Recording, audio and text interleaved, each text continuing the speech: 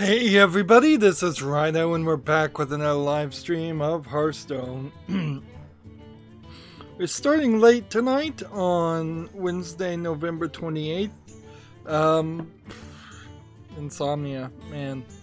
Just insomnia has been a big issue, and trying to get a sleep schedule slightly corrected. Here we have a 50 we can trade as far as daily quests, and we have a watch and learn, which I happen to know Loki and Tragic are both online, so I can just watch Loki, I guess, and we can get that done rather quickly, which is good because we have a ton of news and potentially not that many daily quests to do. And unfortunately I've just been suffering with, it's been probably an entire week, 5 to 7 days now, where it feels like a week at least. I've been awake for like 4 to 6 hours, and then I get to sleepy and sleep for 4 hours, and then I wake for another 4 to 6 hours, and then I sleep for like another 4 hours, and it just keeps going like that. And the problem is, it takes about an hour at least for me to wake up and be not groggy, and if I'm sleepy and actually do want to go to sleep, that's usually an hour or two. So there's these the fact that I just cannot get a consistent 2 sleep cycles back to back like most people do, which is you go to bed at 10, you wake up at 6 or something like that, where you're sleeping for 8 hours straight. The fact that that's not happening, the edges are getting nibbled at on every sleep cycle, taking more and more time. On top of that, all I've been doing for the past few days is programming this stupid macro, which at this point I'm going to have to abandon and just go back to doing it the old-fashioned way, which means that for the past 3 or 4 days that I've been programming it, that's been a waste. I've also realized that I need to go back to Borderlands 2 faster than I thought I did, and I only have like 3 days to schedule the 2:45 time slot. At the end of that 2:45 time slot, that's the end of that time slot. One of the things that kind of put a nail in the coffin of that time slot, for now at least, for probably the next year, the entirety of next year if I'm going to be honest, was I was watching a bunch of these YouTube creator studios, like videos that are made by YouTubers and project managers, and one of the people who is in charge at YouTube of helping big game streamers be successful, which honestly, nothing she's saying publicly was really that helpful. I don't think they know what they're doing. I mean, in general, I think that's just the case at YouTube. I don't think anybody knows what they're doing, and it's just this giant AI in the background that's the YouTube recommendation engine, and maybe there's some engineers that don't get on screen. They kind of know what's happening, but I think a lot of people at YouTube literally just are there paying lip service and don't know what they do. The best example of that is where they said, hey, we want your feedback for getting rid of annotations, and everybody obviously said, no, wait, you can't get rid of the annotations on the old videos. You've already stopped us from being able to use it on new videos, so that it's total BS, frankly. It's like the way that they've listed it here is like, annotations have been getting no love lately. It's like, you stopped at January or earlier. It's been over a year since you've let anybody use annotations at all. Like, every time you go to annotations, it says this is deprecated, you can't add any annotations. That your old annotations have been saved. Now they're saying, no, your old annotations are not saved.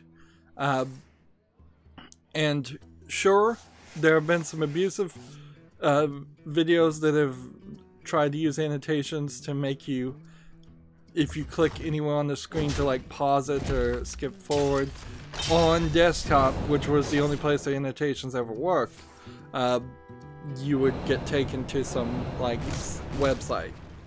But everybody else, like, that was properly using it was using it, hey, this is my end screen, this is locked into video portions of my video where I'm saying click here to go get more information. They are literally shoving the awful card system down your throat, which the card system is just horrible. It's totally horrible.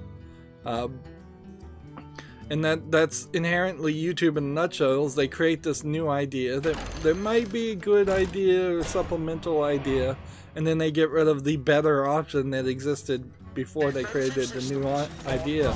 This is the YouTube Studio Beta also. It's not better than what we already have by any means. It's much worse. Or it's exactly the same, just looking different. So any of those videos that were choose your own adventure videos in particular, I know College Humor did one where like you had the what was it?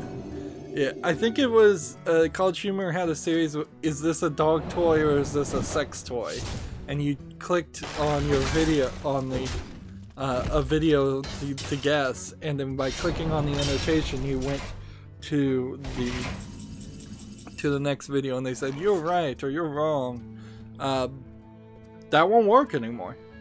It totally won't work. Like that entire video series that they made is that they put work into is now just gonna be broken. The good news is, I suppose, I don't think I use the annotations at all still. Like, as much as I'm complaining for YouTube just mishandling their own business, I can't remember ever really using them, except for perhaps some of my earliest videos before end screens were a thing. But that really shouldn't be too much of an issue. This is also a good argument that I probably made the right decision by not making an outro. Because had I made an outro a couple years ago with annotations, that wouldn't have worked. It wouldn't work now, so that's a sucky thing. To get back to my programming, my program on this macro to schedule videos is pretty solid. I will fully admit it. Ooh, legendary. So one would hope this is the legendary I need, but even if it isn't, I can, I guess, dust it and get a lot of dust. And if this was like a golden legendary, that'd be great.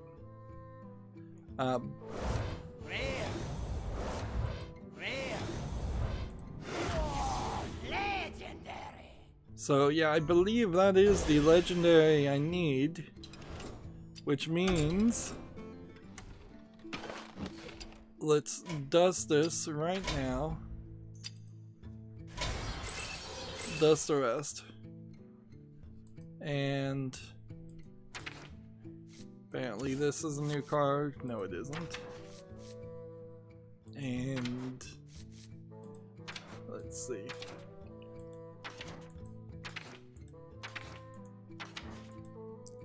This is a new card.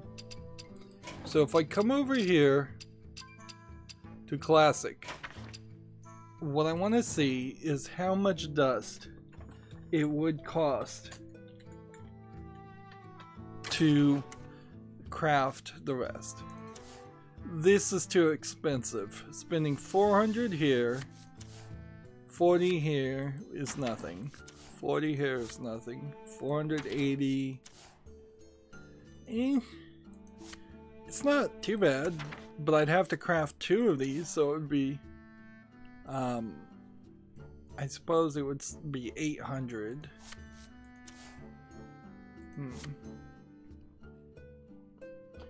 because I have all the rest.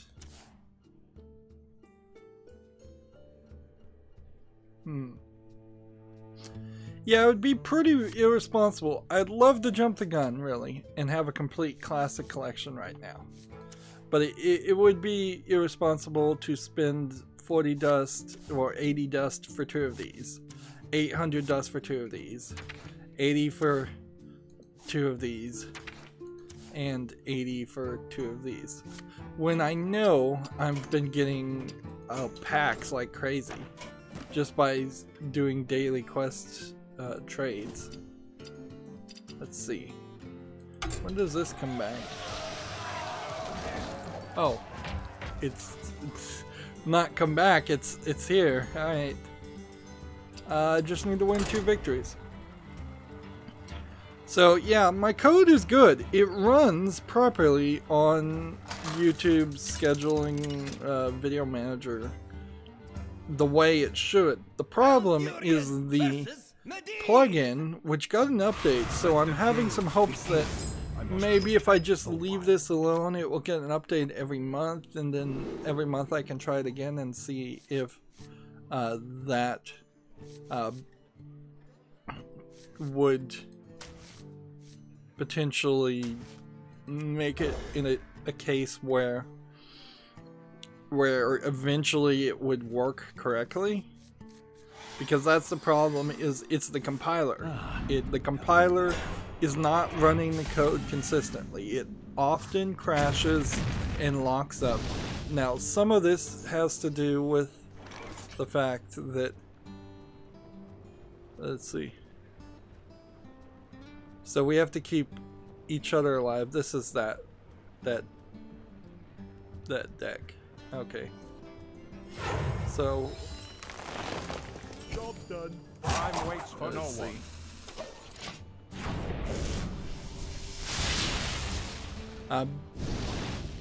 Now, my code could use some work, certainly. It doesn't.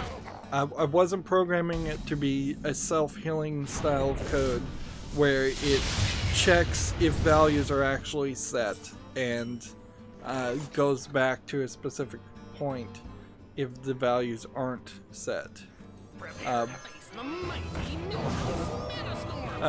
Which would have been a phase 2, is that I would have gone in there and said, okay, is the date that it's supposed to come that I just typed into this form, is that date actually in that form? And that would have been a phase 2 into the code programming if I had more time. But the idea that I have any more time is ridiculous. It just kind of never is never going to happen at this point. Let's see. Elune, guide my lance. Elune, guide my lance. Oh. Was that a good one? Folly. Oops. That was folly. Yeah, we don't need that.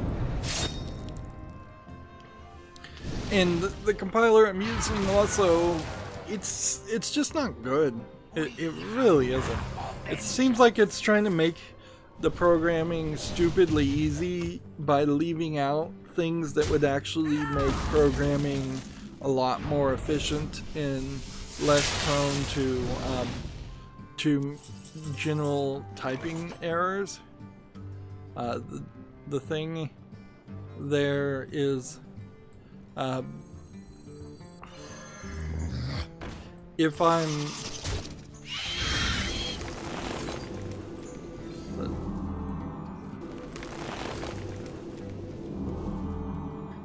let's see.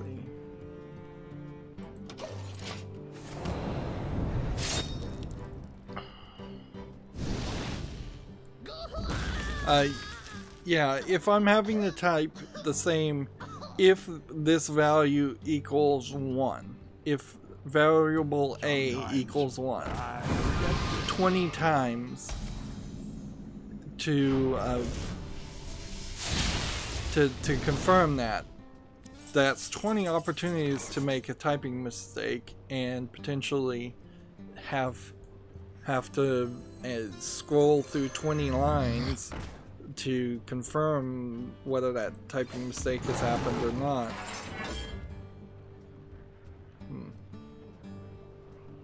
Suppose we can do that.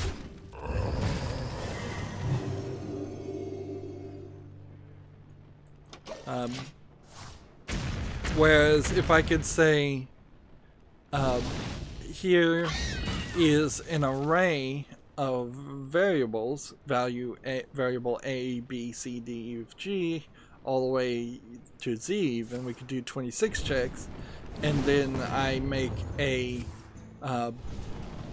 second line that says if this array of variables indexed at position 0, or which would be A, position 1, which would be B, all the way to position 25, which would be Z. Like, if any of those specific ones indexed at equals 1, that's a much cleaner line of code. And then what you would do under that if is you would say index equals the index plus 1, or index plus plus often in coding languages.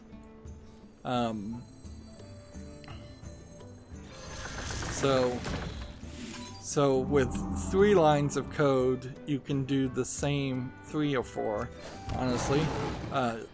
You can do the same as what you could do with, in this example, what would have been 26 lines of code or more. But there's kind of no way to do something like that using the compiler I'm talking about. Maybe could be done, but it would require doing a lot of extra children fill the skies. it would require a lot of extra work and a lot of dancing around it to find ways to make it work. And some things you straight up can't really do. The fact that it's missing a for command, the fact that it's missing a switch command, and like, I'm not asking particularly even for incredibly complicated things. The fact that it doesn't have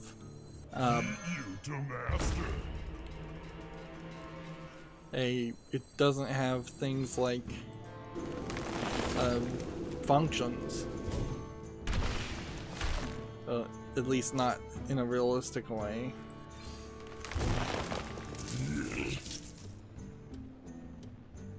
Alright, so I guess I could go ahead and just attack this one and play this, and I'm probably fine at that point.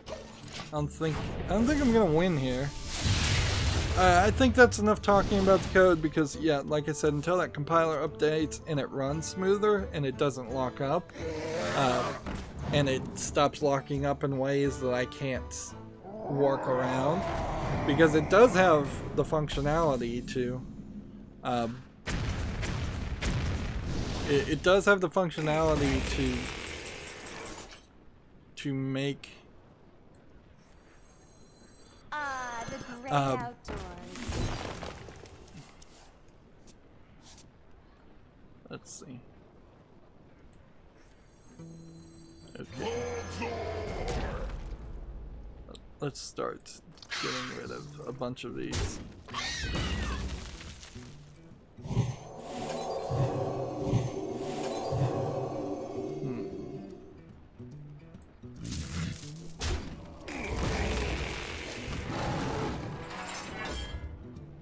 I guess I need to kind of keep things on the field.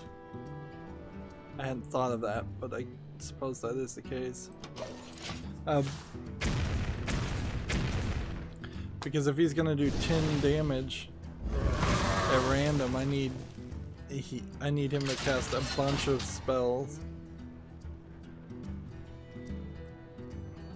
Alright, let's start covering the news because we've got a lot of news, and in all honesty, the last stream ended really badly with me just getting really tired. The good news is that's not going to happen. The bad news is we're going to run till midnight, almost certainly.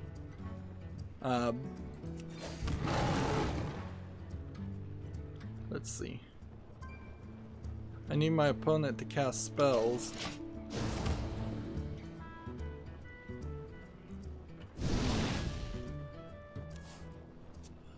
So let's, since yesterday, last stream happened so badly, we're gonna just kind of go through games that probably we've already gone through before.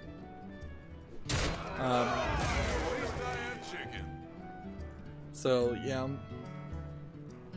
apologies if that turns out to be the case.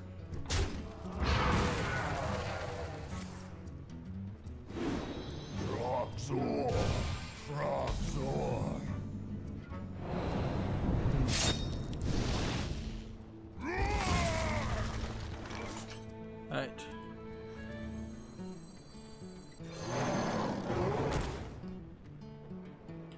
See, I don't think you want to play this until you can guarantee. See, this would be 7 plus 4, which would be 11, plus 5, which would be 16, plus another 5, which would be, well, no, another 3. Yeah, this is nowhere close to playable. So we've got a game on Steam called School of the Dead Anastasia, which looks like dark screenshot syndrome. This really just looks really bad as far as the animation style. Like, I get what the thumbnail is kind of going for, but when you excise this character that stands out like a sore thumb, you've got some really ugly backgrounds and a really ugly zombie creature here, and it looks like this is probably not much of a game, although this UI seems like they may have spent some effort on it. I suppose I could be generous here and see what this developer has made otherwise. It's a top-down twin-stick shooter game. They haven't made anything else for $5.99. That's just not good enough. Okay. Jade Serpent guide you. Alright, whenever a player casts a spell, put a copy of that in the chat. Do that. Let's see, I think this will work.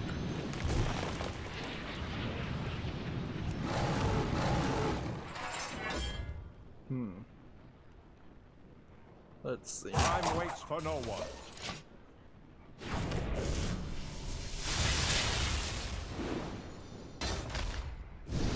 Nope, I've lost, but I was gonna lose anyways. So yeah, School of the Dead Anastasia not coming to, not gonna make it. Well, let's try that again. The good news is now I kind of know what we're gonna be playing with. I assume I'm either gonna be the mage on one side or the druid on one side. This is gonna give me the druid again, so now I know exactly what I need to do. Which certainly that was something I didn't realize I needed to do to begin with. TechRaptor has an article, Kingdom Hearts 3 Amazon exclusive DLC announced. A Dawn Till Dusk Keyblade DLC. Seems to be it seems like it's just a Keyblade though. It doesn't seem like anything else. Alright, so if I play this and then this. Well, actually, I should have waited, shouldn't I? I could have been giving us key coins this whole time. That was stupid. I just screwed up on the first move. So, yeah, that's barely even an article, frankly. Amazon has an exclusive DLC. Exclusive DLC still sucks. I mean, nothing has changed. But I screwed it up. I'm gonna go ahead and concede and save us both some time. Like, we're not gonna win.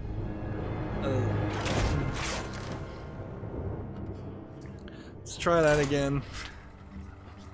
Just be more efficient here. Let's see. Tragic Master, Co-op Brawl, woot woot. I don't like it.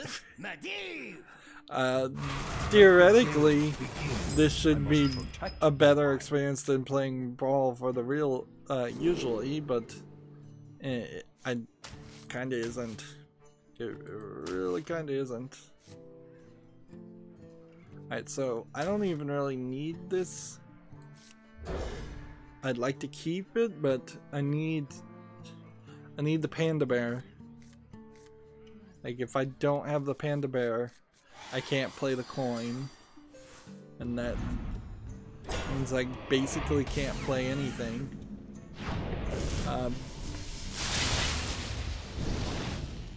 Like, you would think two people cooperating would make for easy victories, but it doesn't when you're against a 95 health minion that is doing massive amounts of damage.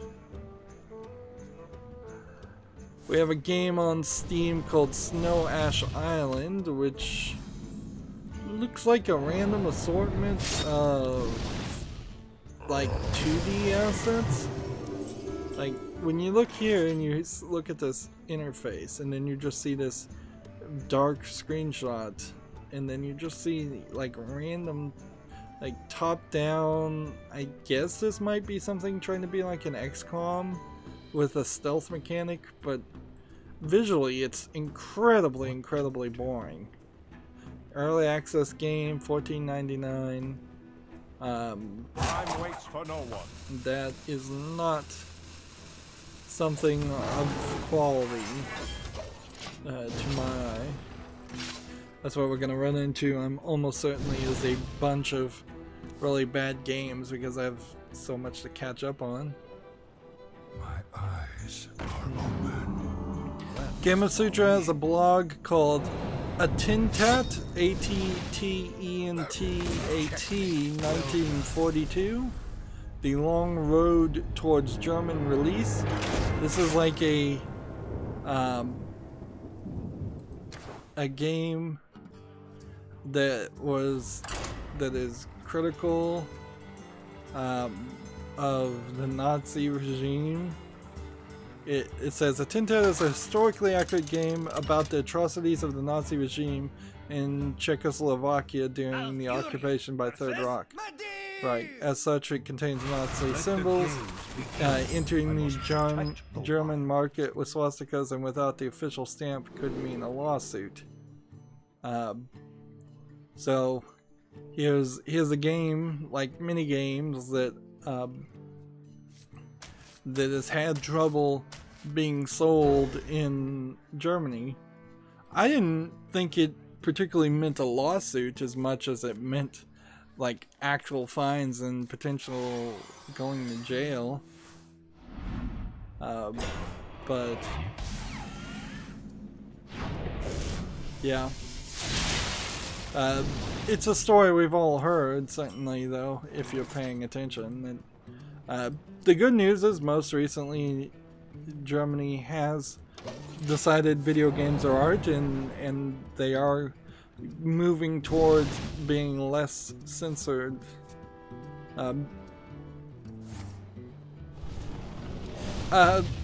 In my opinion, as somebody from the United States, I think their law banning unconstitutional symbols and Nazi things was always designed, and I think even in private they'd probably admit this, it was always designed to help Germany kind of whitewash and forget about their being under Nazi control and being the government being the Nazis, more than it was about rejecting the Nazi ideology or the thought that Nazism would come back and take control again.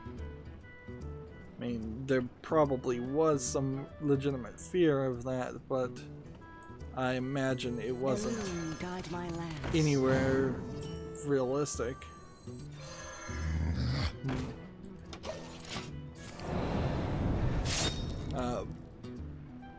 But it has long since outlived its welcome and outlived its usefulness, and staying for video games only is kind of ridiculous.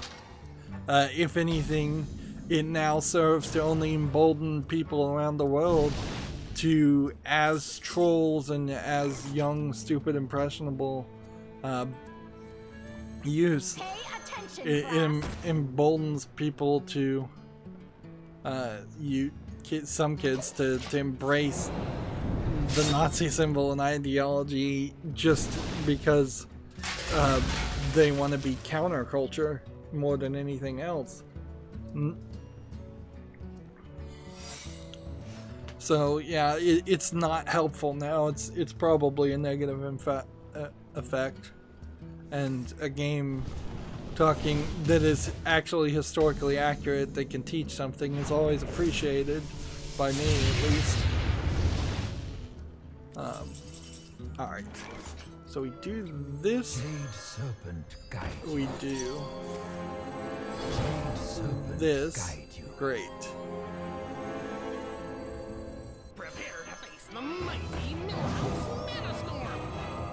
We do this, and we do this.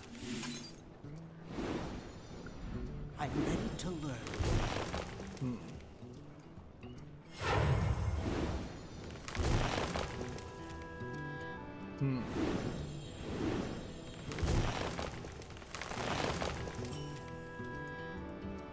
And what else do we need to do? Time waits for no one. Let's go ahead and end the turn here. Oh, I forgot about that. My hand is full. Oh, I hate you so much. So Lord Wakacho doesn't even work on this stupid battle. I forgot that they did that. That's such BS. So I gave him all these spells, and he can do it once, but that's kind of it.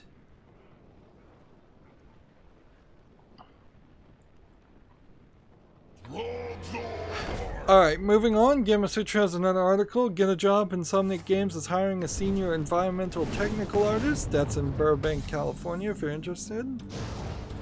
I still like naming these jobs, even though chances are nobody's ever gonna be in a position where they could actually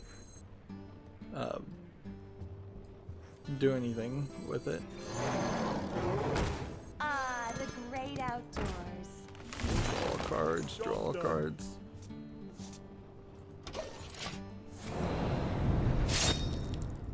Gamasutra has an article. Reggie Fils-Aimé. Nintendo makes 60% of its US revenue during the holiday season. I think there's a more recent article also that the Nintendo Switch is maybe now like the best-selling console ever. Like, has it actually beaten the Wii? Maybe. There's different ways that could have certainly happened. Though, like, there's actually quite a few different ways.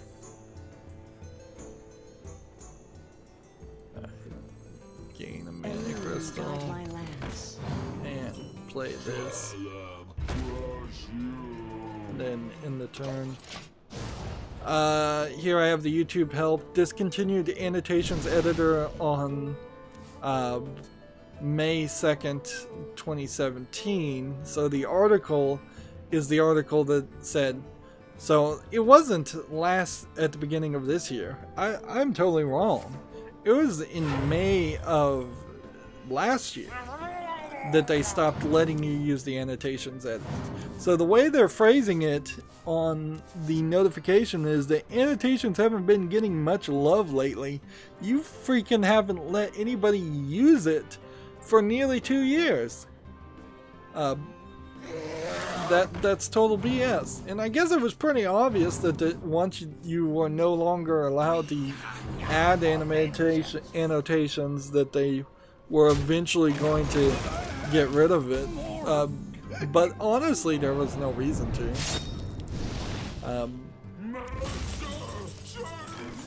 Like, it feels like they're pretending like they're trying to make some massive, amazing changes to how YouTube videos run in the back end, and that they'd have all these new features and it would be amazing and be really, really different. But the honest truth is that nothing's gonna change. Videos are gonna play exactly the same. There won't be new features. It's not like playing a YouTube video has been this incredibly sluggish, clunky process anyways. Videos play just fine. Sure, maybe if you're trying to play a 4K video and you don't have a good video card, you're gonna slug there, but there's only a couple of 4K videos I've ever even seen on YouTube. Alright.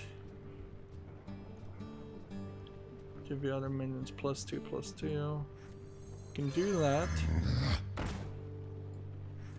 We can do that. We can do that. We can do that. And we can do that. And we can do that. And see, I need to actually get rid of something, so let's go ahead and get rid of that. And I have to remember not to have Time waits for no one. Trouble? Let's go ahead and actually play this Trouble? and then do that. And then in the turn. And see, I think that potentially means I could probably win in the next turn if he does enough damage and I do enough damage. Funnel cakes! Get your funnel cakes here! On top of getting rid of annotations on YouTube, they're also getting rid of credits on your video. What it says, we're discontinuing video credits after January 31st, 2019. We're working on new features to let you tag other creators in your videos. You can still get credit for subtitle and closed caption contributions. As of November 26th, you can no longer create or edit video credits. Existing video credits will still be available. As of January 31st, 2019, existing video credits will be deleted. Now, to be fair, in this case, I don't think credits have ever been used, so it's probably not a big deal, but it kind of seems like that sucks still.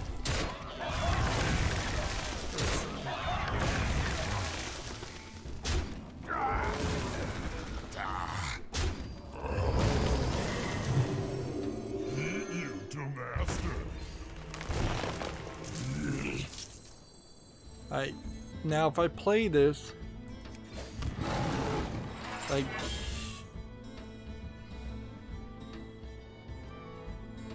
yeah, I can't do any more this turn.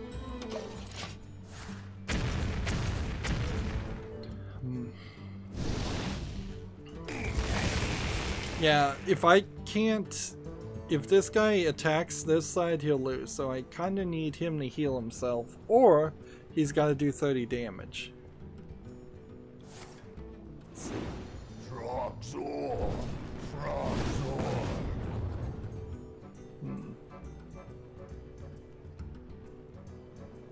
could have been getting spells like crazy.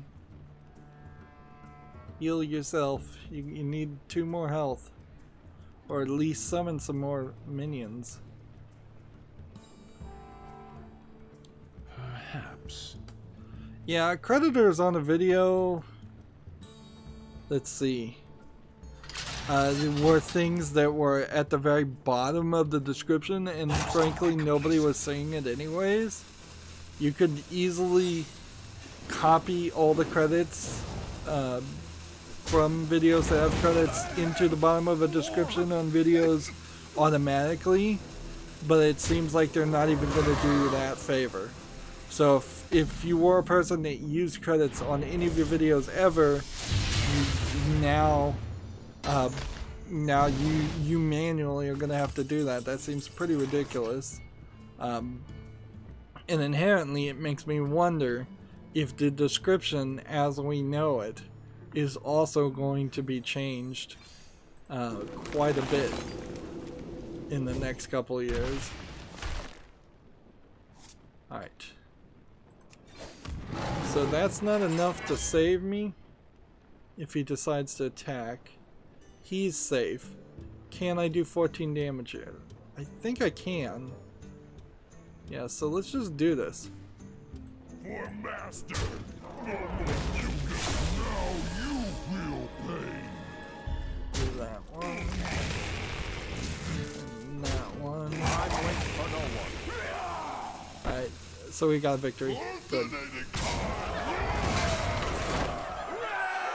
Wow, that jumped to the victory real fast. It didn't bother to show me an explosion or anything. Wow. Wonder why it did that. Today is Wednesday, so theoretically I don't even need to do the daily quest. But we've got extra time, so... Wow. Ooh. Wow, this is an amazingly good deck. I didn't know you could get this. So we have 2 regular cards, common or rares. We have 1 epic, and a legendary. And we know the legendary is going to dust. So we're going to be in a very nice position to build better decks once the next expansion happens. Like, these are old cards. This is an old card. This is an old card. And this is an old legendary. Wow.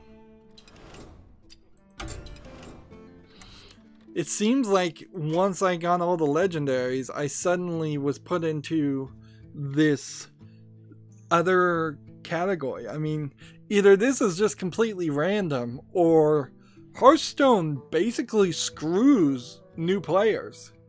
And as soon as you have all the legendaries of Classic, you get these massive bundle payouts of dust, which then puts you so far ahead of the curve.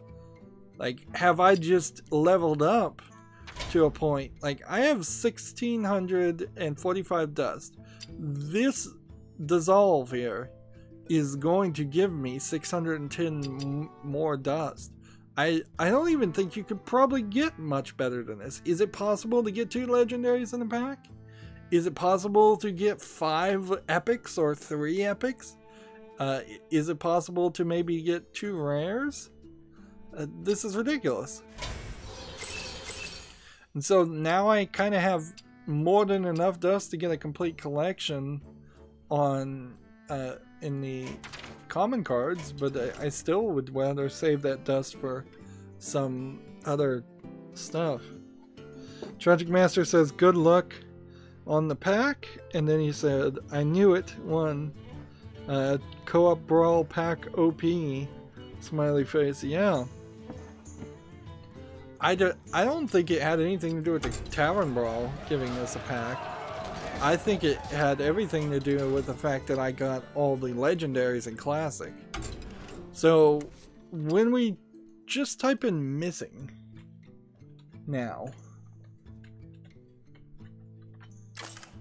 let's go into crafting, Let's type missing correctly. My typing's not that bad, but my keyboard is to the left of me, so I'm typing one-handed. Like, so we're looking right now at standard cards. Where are we really as far as getting everything? We still have a ton of legendaries and a ton of epics. So even 2,255 dust, which is quite a lot, is not going to get me to the point where I have just a significant collection. There's still a lot of cards that I would love to have and love to be able to play. Hero replacement cards I think are still good. The what are these?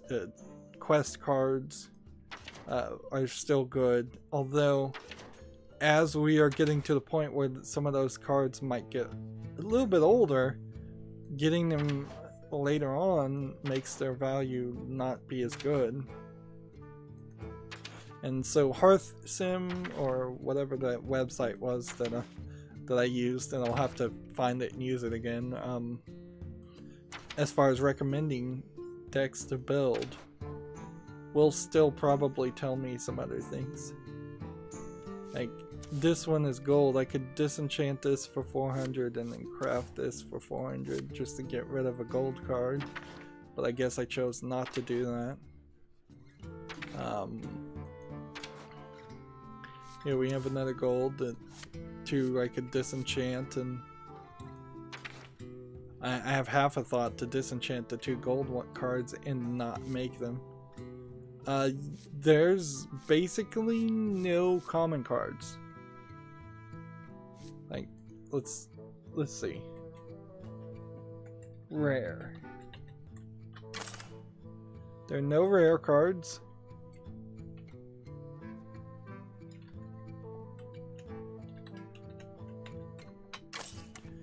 And then there's just a couple of common cards. So we could create and create. This is probably a waste of dust, but it does mean that we are just left with epics and legendaries to focus on as far as standard cards. And frankly, as far as wild cards, I'm not really playing wild anymore, frankly. Wild seems like it's passed me by. There are a lot of rare wild cards that I guess I would never get. The only thing I could think is maybe at some point in the future they could be collected. Now I guess what I'm looking at right now is not just wild cards though. I'm looking at all cards. So I'd have to type in missing and wild. There we go. And that doesn't even work. Okay. So that's not even a key phrase to use. How many pages are we as far as cards that we're missing? Because that was generally how I was working with this, is the idea of how many pages. 53 pages. I am very close to like a complete collection. It's just gonna be really, really hard to get it without buying a bunch of packs. Which, you know, I've got a lot of dust for the next expansion, and I've got a lot of cards for the next expansion. I guess Unguru would be the next cards to go, and probably Frozen Throne. So that's a consideration too. The only thing I could think is if Hearthstone, and this would be a really smart move in my opinion if Hearthstone did do this, merged my Asian and European accounts and just squashed all those groups into the same player pool, and that allowed me to have just like an incredible amount of dust. That would get me ahead of most players, certainly, but it probably would not affect most people at all. We need a victory. Let's go back and play some Murlocs. It's been a long time since I've just played Murlocs. We've got a lot of news to cover still, though. Gamasutra has an obituary for Carolyn Inlow, E-N-L-O-W, one of Sierra Online's first female coders. I would say Sierra, if I'm recalling correctly, was the group that allowed like Rihanna Pratchett to do her series of King's Quest games. So seems like they were a pretty progressive company. That's incredible. Atari also was pretty progressive as far as the women's revolution, I suppose. Let's see. Let's start with this.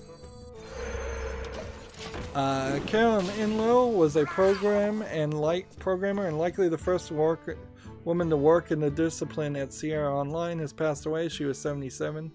Inlow picked up programming at the age of 40 by enrolling in a class in a nearby college. According to an extensive Twitter thread on her legacy compiled by researcher Lane Nooney in a profile published shortly before her death, Inlow recalled that an instructor initially barred her and then her husband Bob Box from taking the class due to their age, but the pair was eventually allowed to enroll after a show of persistence and a standout score on practice tests.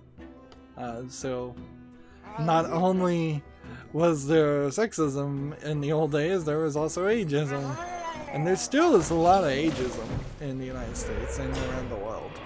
Like, tons of it. Nobody wants to hire anybody who's old.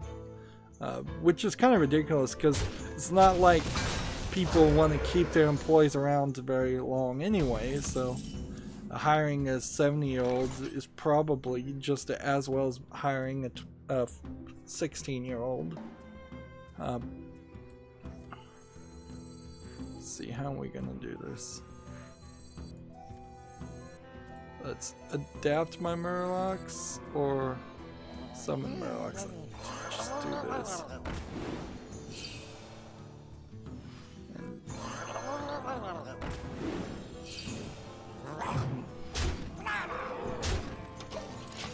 Let's see.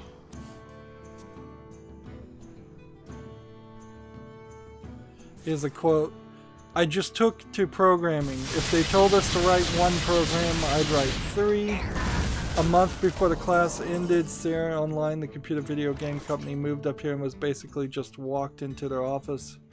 And we basically just walked into their offices asking for a job, and they hired us. Apparently, her and her husband worked as a team, which isn't a terrible thought, honestly. Particularly for programming. It's not something you get these days, but man, if I had somebody who knew how I programmed, knew my weaknesses, and could fix that and like act as an editor, and I could look at their code and know how they code, and we could work together, that would be amazing.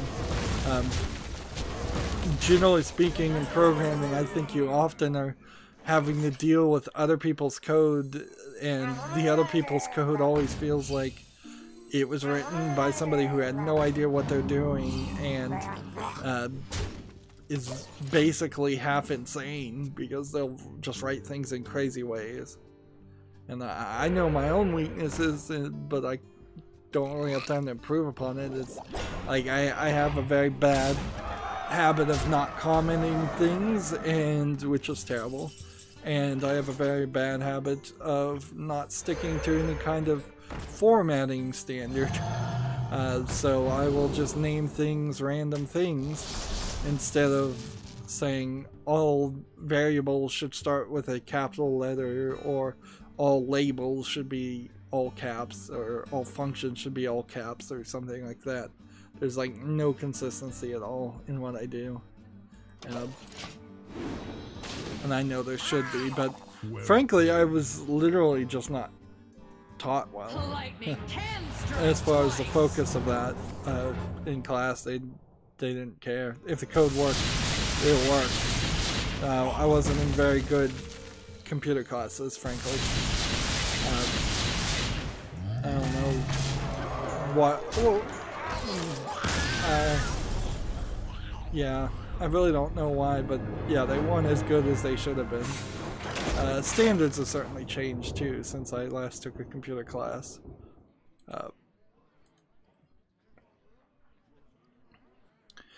And also, to be fair, I was in at least one computer class where the teacher didn't know anything about programming and was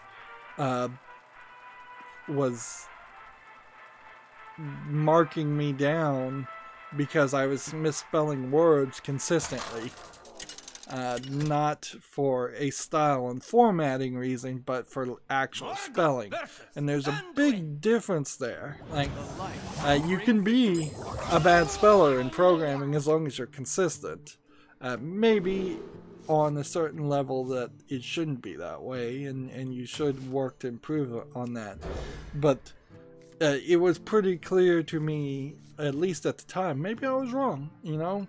Maybe this teacher, who happened to be the wife of the professor who ran the entire department, maybe she really was trying to impart something, but it sure didn't seem like it, and she sure didn't seem like she knew anything about programming.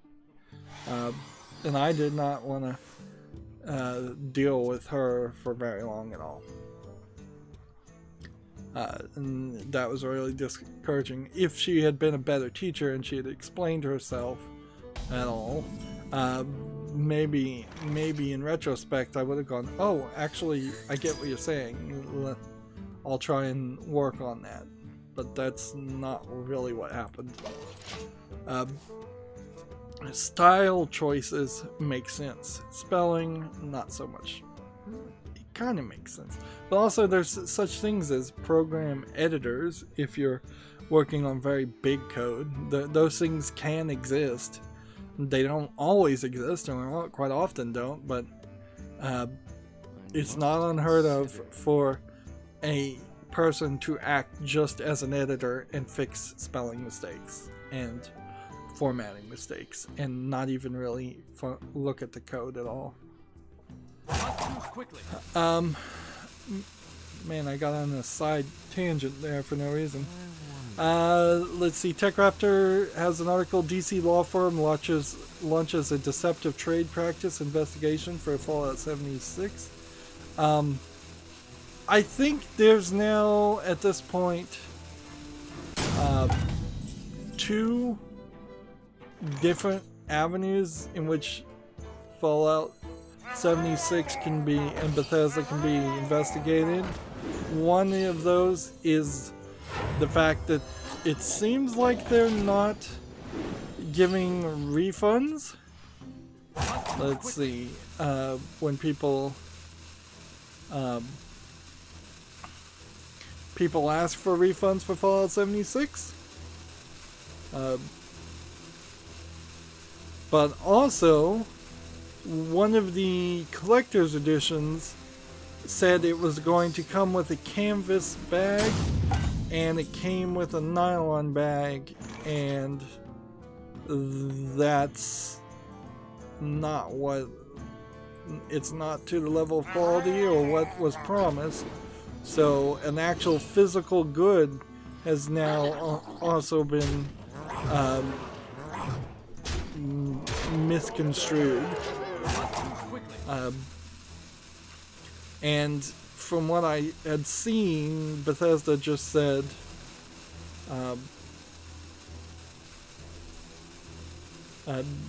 From what I had seen on that story, they said, well, we're not changing it. It's like, it was too expensive, we're just going to screw you and you get the nylon bag, even though we said it was going to be a canvas bag.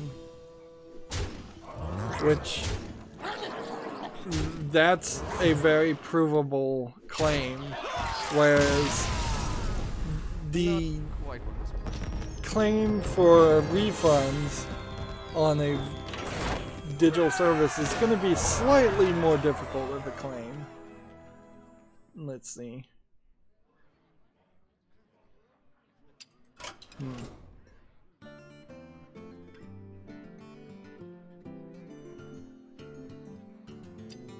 Like,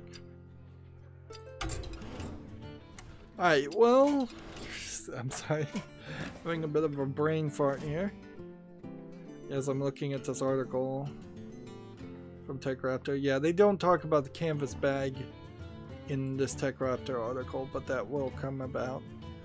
I guess we're gonna just switch over to the next account, and we'll do that in the next recording. I'm actually going to break up recordings. That's going to be it for this recording. Stay tuned if you're watching live. As always, I ask you to like, share, subscribe, comment, and watch every second of my videos. If you want to friend or follow me on any social media sites, there's a whole bunch of links down below. And if you want to support me, links down below for Patreon or to gift me a game off my Steam wishlist. Thank you for watching. Have a good evening.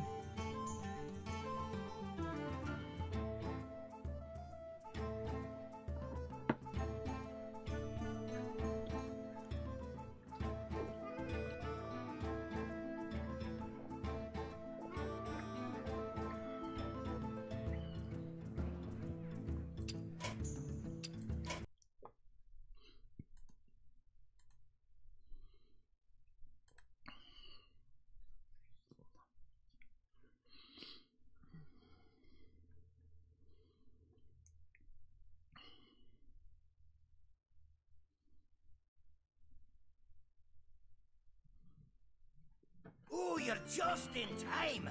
It promises to be an explosive night.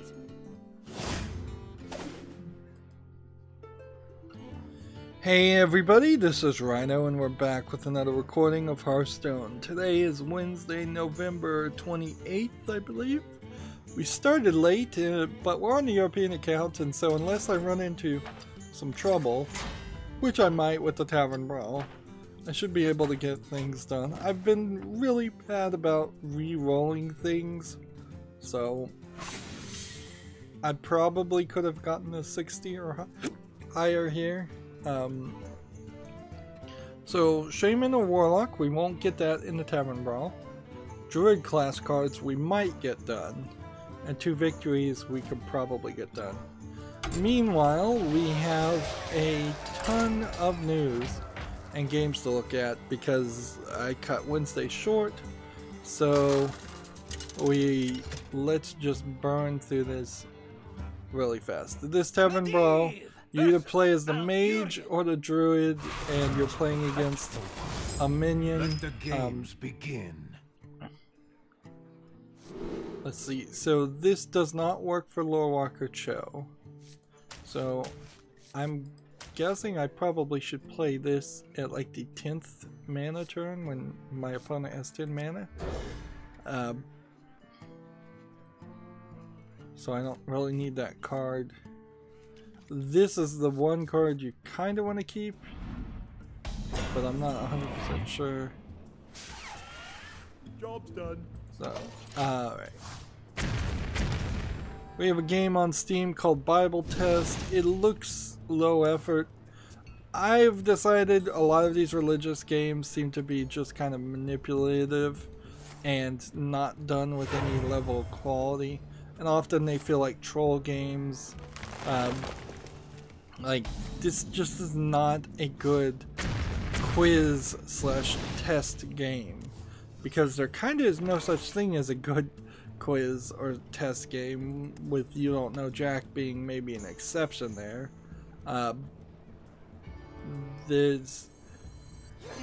It's just not something that matters. People don't want quizzes or test games. If you want to make something based on religion, you probably are wasting your time, frankly. You run the risk of it being considered sacrilegious if you change even the smallest detail. The people who are highly religious in most religions tend not to want their kids to play video games anyways. Maybe if it was a cell phone game, like, you might find something there, but probably not even in that case. It's just a really bad realm to go down. With the exception of, I love how the Japanese cover the Christian religion, which is to say, hey, we love this iconology, but we really don't understand it at all, so, because we're mostly Shintoists and Buddhists, and we don't even really understand the difference between those two religions in most, for the most part in Japan. They kind of just do whatever they want and don't take it too seriously. I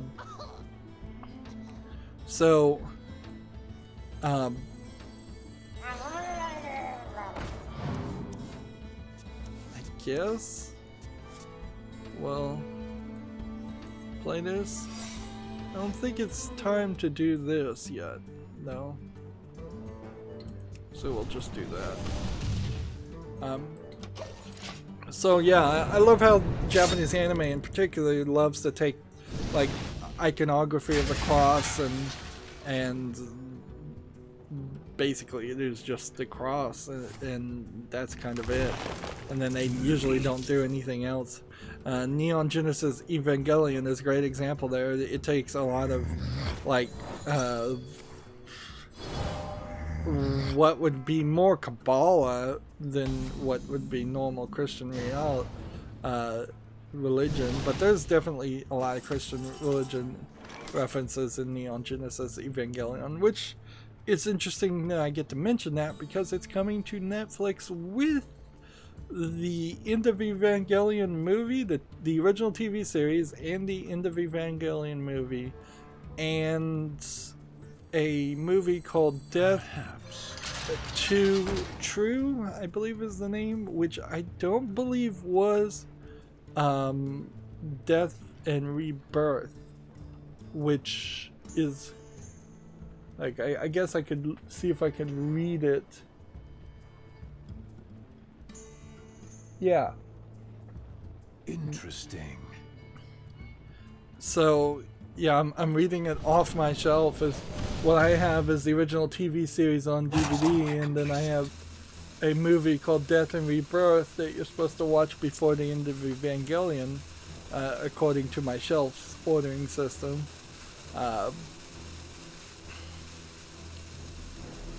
But that doesn't seem to be the movie that is going to be added there. So I imagine Death to True is a newer cut, because that's kind of what they're doing over and over again.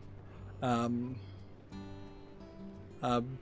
attention, class. Is they recut the movie and they remake the movie, and what is coming to Netflix is not the remakes of the remakes, which would be Evangelion 1.11, 2.22, and 3.33 or whatever, which that series has yet to be fully finished, because it's just a collection of movies.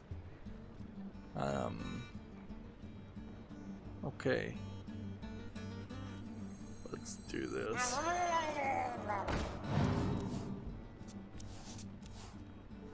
Give your opponent a mana crystal. And then end the turn. See, this guy needs to be healing me more, and he's not really doing it. No, I can only heal myself so much. My winged children fill the skies. So yeah, that's coming to Netflix. It's a great opportunity for people who haven't watched Neon Genesis Evangelion. If you're into anime, I'd say check it out. If you're, let's say, a 12-year-old and you've never seen any anime before, it might be a little depressing and over your head. So maybe start with some more light-hearted anime to start off with. Work your way up to one of the best and well-known animes to ever exist. I made the mistake of as like potentially the 4th or 5th anime series I ever watched was a series called Serial Experiments Lane, which oddly had the Blu-rays on sale during Black Friday. I thought about buying it, but it's hard to justify buying something you already have on DVD just because it's on Blu-ray, even if it is probably your most favorite one.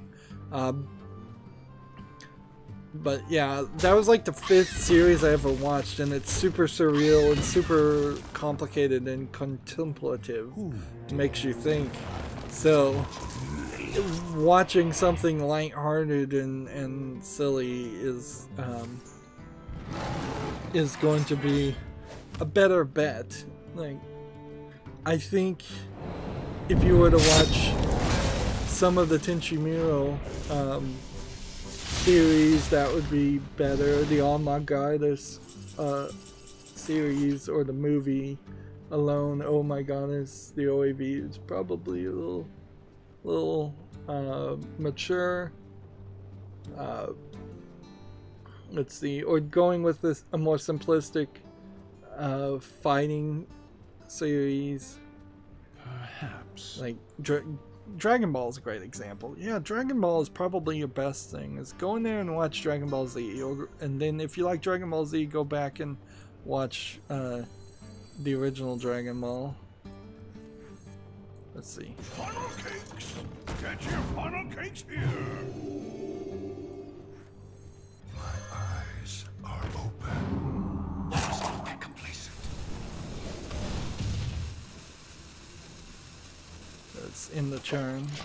If he decides to do 10 damage to both, I lose. He didn't heal me enough.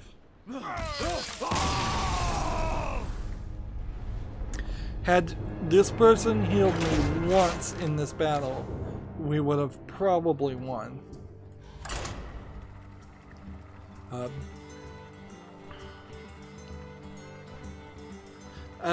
Speaking of Netflix and the anime, they're in the production of making a live-action Cowboy Bebop series. I don't see any reason why anybody who has seen the Bleach live-action series or the Death Note live-action series, or known of the many Japanese live-action series for animes, like, if you have any experience at all with this, you know that this is not gonna turn out good. It'll be its own thing. It might be decent at best, but it probably won't be. And to get back to video games for a second, even the live-action Detective Pikachu movie is probably not going to be very good. And not something that people are going to enjoy or want to watch. Although, to be fair, for the Pokemon movies, if you consider all the Pokemon movies, you kind of only want to watch it once. I don't think there's a lot of them that are out there that'll make it worthwhile to go back and watch even like 10 years later. I might potentially watch the first Pokemon movie in the next couple decades again, but that's kind of it. Like, I have no interest in that's the only Pokemon movie I've even watched, so yeah, I have no interest. I also didn't watch the Pokemon cartoon series. I was a little too old for it when it came out, so that being said, Let's Go Pikachu and Let's Go Eevee looks really fun. And we'll get into some news. Apparently Nintendo's going to let people stream now without Content ID copyrighting it. We'll see how that works. We'll see if they drop their claim on the E3 presentations of trailers. because like that would certainly be groundbreaking if I could stream Nintendo games. I'm still not going to stream Nintendo games because A, I don't trust them to not reverse course again, and B, I am not set up for it. I would have to buy a Switch, I'd have to buy some way to capture the HDMI output from docked mode on a Switch, and that would shift me to covering console games, and I've committed so much money, like so much money to owning games on PC and having everything on Steam. It really doesn't make sense. Nintendo would still need to take that step and start releasing their games on PC and Steam for me to start covering it. But other streamers may move to Nintendo games, which probably wouldn't affect my channel much. Maybe it would leave me a few people who want to play PC only games. Maybe I'd get some more views from that. Maybe it wouldn't. Maybe everybody would just be so obsessed with Nintendo streamers and Nintendo games, people would stop watching my videos even more than they already do. Which, I don't know how you can go from 0 to less than 0, but if anybody can find a way, YouTube can. That was the thing I heard though, is from a content manager. They're talking about how most video game people put out 2 videos a day, and I was doing a lot more. But I think, frankly, at this point, I'm gonna have to run back on that idea and reduce the number of videos that air starting next year, just because like I keep falling behind, frankly. Like every winter comes around and I fall incredibly behind instead of catching up, which is exactly what I would like to have happen. At the beginning of this year, I wanted a major amount of buffer, and instead of having a major amount of buffer, I've lost all my buffer as far as videos that are pre-recorded. I got too ambitious. Ooh, let's give this guy spell damage +1. I guess I could do that. Can I? No, I can't, because there's no way he'll ever be on my side.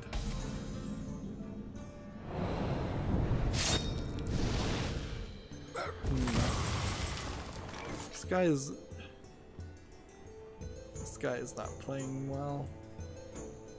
Again.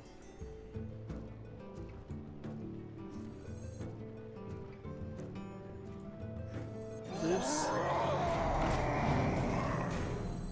And this.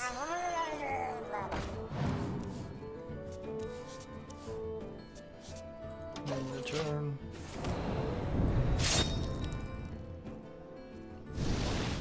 Moving back to video game news instead of random talking, TechRaptor has an article. Amplitude Studios co-founder has launched Tactical Adventures. It's a new studio. Its primary mission will be to bring the look and feel of tabletop role-playing game to your computer screens. Alright, well, we'll see what they actually have to offer when they actually have something to offer. But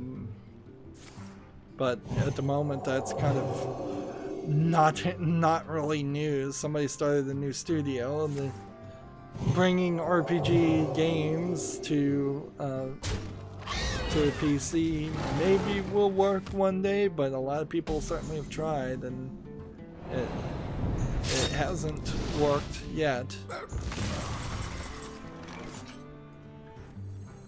Who knows what secrets will uncover? Battle cries. Funnel cakes! Get your funnel cakes here! Gamer Center has an article, Get a Job, Petroglyphs Games is hiring a senior technical artist. That is in for rigging. That's in Las Vegas, Nevada. I didn't know that there was a Las Vegas video games company. Interesting. I kind of question maybe if I would enjoy working out of Las Vegas as a video games developer. There's definitely some issues of being in the middle of a desert, but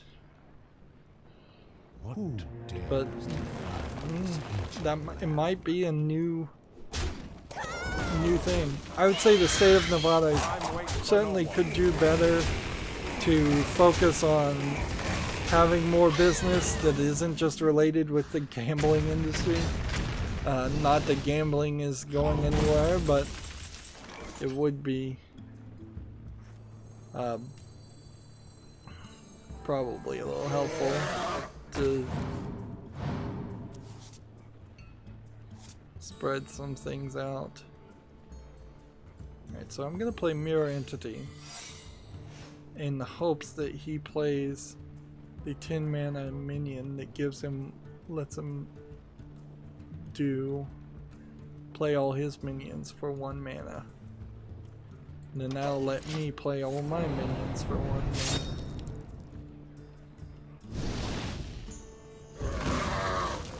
My winged children. Alright, exactly what I was hoping for.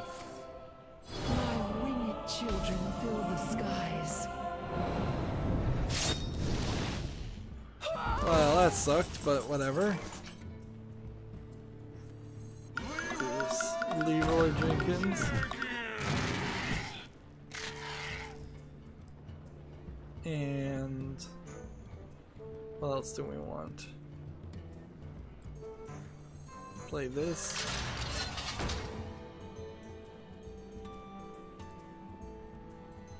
Do I want to kill this guy, or no? Let's just leave him in case he decides to do a priority. So we now need to start healing this guy up. We've got a game on Steam called Shadow Wolf of Mysteries Under the Crimson Moon Collector's Edition. It's a hidden object game from our friends Big Fish Games. Check out the entire Hidden Object Games franchise on Steam. Ooh, this seems new. Let's click on that. Like, what is this gonna do? No, this is a Big Fish Games only hidden object games. This does not include other developers that make hidden object games. This is gonna be abused. Whoever thought this was a good idea to let people do this should have thought more about it. This is gonna get abused really bad. Like, the way to see a hidden object games, if you want to see hidden object games, is to click the tab Hidden Objects, and then you browse this way, and then you have better options. Interesting that they would let somebody manipulate people that way. Interesting. Okay. What are we gonna do? We've got spells. So let's do this and this and this and this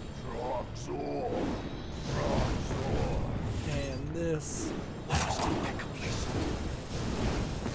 and let's go ahead and do that. And that, and that. Oh, I played poorly. I played really poorly there. Like, I could have probably won had I played this first, because this would have doubled it and giving me twice as much spell damage.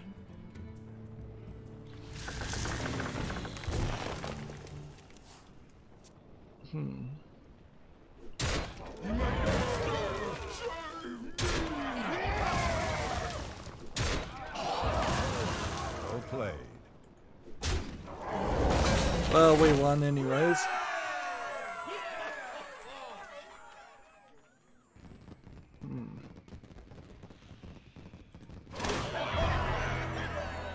So, yeah, we got it done. That's good enough for me. I played poorly on that last step, but I'm not paying attention much. So I just opened the pack after I'd gotten all of the classic cards on my main account. Like, all of them. A full collection, I think. Or do I not have a full collection? No, it was after I got all the legendaries on the classic cards. I opened a pack that literally had an epic, a legendary, and 2 commons. So it feels like perhaps, like, with that one point of information, it feels like you might get heavily rewarded if you were to just get all of the legendaries on the classic pack, because you're going to constantly get more classic packs. So where are we from that perspective on the European? Because these accounts certainly are not as well full. Like, I'm missing a lot of epics, but I don't think that really matters. This would be 1600 dust. I only have 2500. This would be 1600 dust. It's going to be quite a while, I think, before I could afford to get all of these classic cards. But you kind of need the classic cards. These are the cards that get used in the meta decks over and over again, because they're cheaper, because they last longer, they kind of last forever. Yeah, there's a lot here, considerable amount. So when the next expansion happens, which I imagine can't be too far away, like, I don't think the next expansion is happening in January. I think it's happening in the next couple of weeks. 50 packs potentially are going to be, maybe we'll split it into maybe 35 packs of the new expansion versus 35 packs of classic cards. Like, because clearly I need more classic cards. Now we need a victory with Shaman and Warlock. And I didn't play any druid cards there either, so let's see where we are here. Shaman, Token Shaman, or Zoo Warlock. Let's try Token Shaman. I don't think I've played that way. We have a tweet here from Blackbird Interactive. In celebration of the success of the NASA InSight probe on Mars, we've released Project Eagle for free on Steam.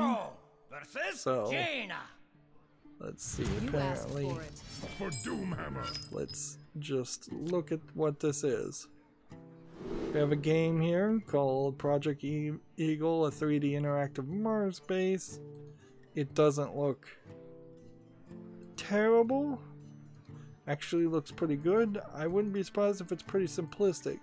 It's a free game, so I'll put it on the wish list, I guess. Like, free to play. Doesn't seem like it has any in-game microtransactions.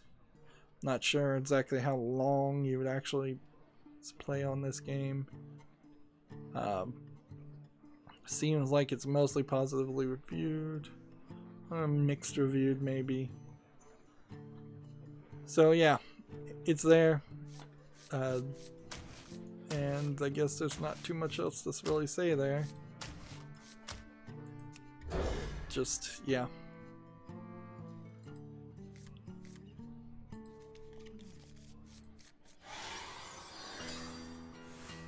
speaking of games on Steam, we have Darksiders 3, which I've been saying for months now. My concern with Darksiders 3 is that THQ Nordic was not going to put enough time and energy and money into it to make it a really good game, and instead that they were focusing on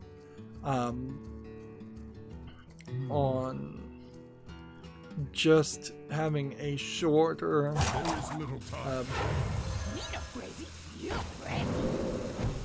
see, a shorter, simplistic, mediocre game, and THQ Nordic was more focused on acquiring other companies and republishing other things. The fact that the Black Mirror remake came out and that wasn't very good probably was a good indication of that too. And so we're kind of left with this issue with Darksiders 3.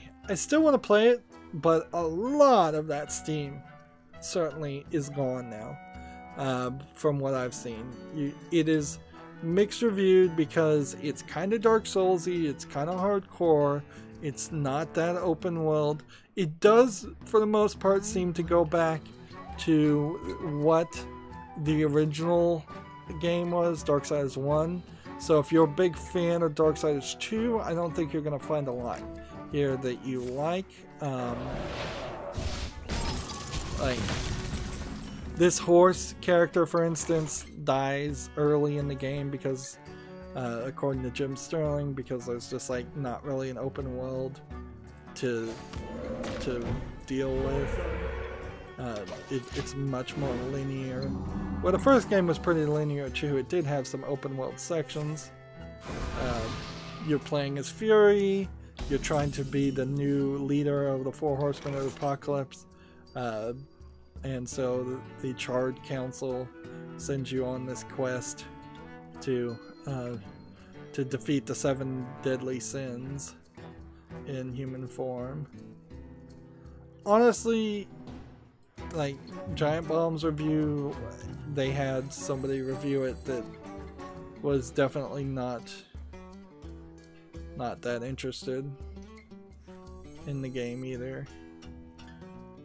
So yeah, there's just a lot of mediocreness, it seems, with it. Seems like there might be some slight issues with it too.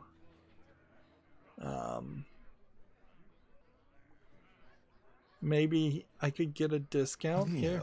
Like if I tried to buy this bundle on my account, since I already own the War Mastered Edition and the Definitive Edition, I might get like a 23% discount off of the game, off the Deluxe Edition, which would then still probably have it be too expensive. It doesn't seem like there's digital extras do include 2 paid DLCs that'll be released later. I'm gonna read some of these negative reviews so we can get an idea of just what the people who are actually paying for the game have to say.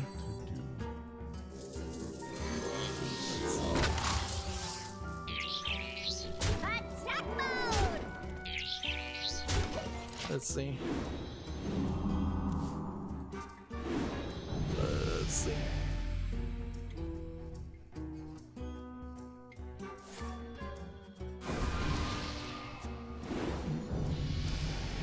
I need to zoom this up is what I need to do, so I can read it. I think my eyesight's getting worse. Let's see. Here's a not recommended review that says, "I'm so angry, I've never been this disappointed in a video game before today.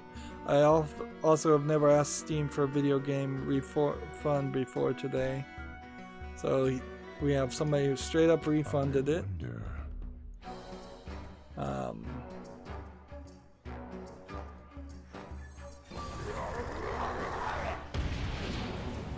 Let's see.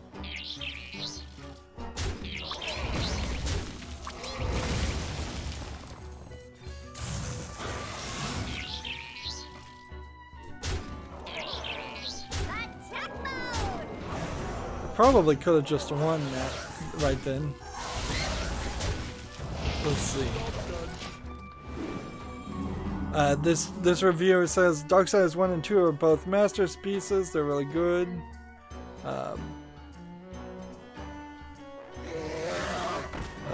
Let's see. Here's another negative one. Here's another not recommended review. I went into this game as a loyal Darksiders fan, played through 1 and 2 several times on pretty much every difficulty, and like all these are very, very long things. This is the Mass Effect Andromeda of Darksiders series, graphically amazing, but otherwise a complete mess that doesn't belong in this series. It's hindered by lackluster character progression, extremely poor combat mechanics, the inability to save your game manually, and the bad first impression due to glitchy as heck menus. Moral of the story, don't fix what ain't broken. The devs should have stuck with what worked in the first 2 games. And inherently, that was never what they wanted to do. Like, the whole idea of the Darksiders series was a kind of insane idea in the first place, because they had planned for 4 games to be 4 completely different styles of games, and they're sticking with that idea. It's just that there's been so much of a gap. They went from Darksiders 1 being a Zelda Ocarina of Time kind of clone to Darksiders 2 being a World of Warcraft clone, to the 3rd game being a Dark Souls clone. And they just did not have the budget and the polish here, and there really was no reason to rush this game out at all. Like, nobody was really expecting for there to be a Darksiders 3 to come out anytime soon. We can just play cards if we want to. Had it come out 4 more years from now and been a lot better of a game, I think more people would have been happy. And I don't know really how you fix this now with Darksiders 3. You can put out DLC, and maybe the DLC could change how the game inherently plays. You could put out patches. There's another not recommended here that says, in part, I loved and beat both Darksiders 1 and 2, and it didn't take the time to put in a good review. But I feel generally he's saying that he is negatively reviewing this one. Like, it's been 6 years since the last game. It could have been 10 years, frankly, in my opinion. I think you would have been better off waiting another 4 years and having a good. Like, I think the difficulty issue is a big issue. If they came out with a patch to start off with and just said, hey, we're going to put in an easy mode, and we're going to fix the fighting mechanics and the number of invincibility frames in the dodge, that would be very helpful. Putting out a patch to fix the bugs, absolutely necessary.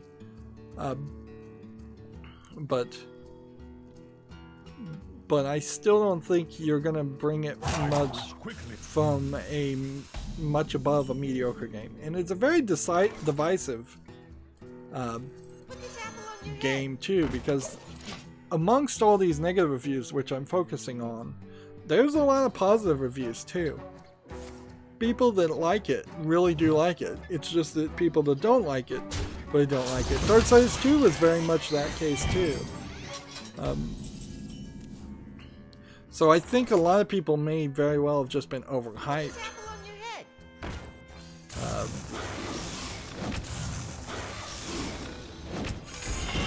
There we go. Let's see.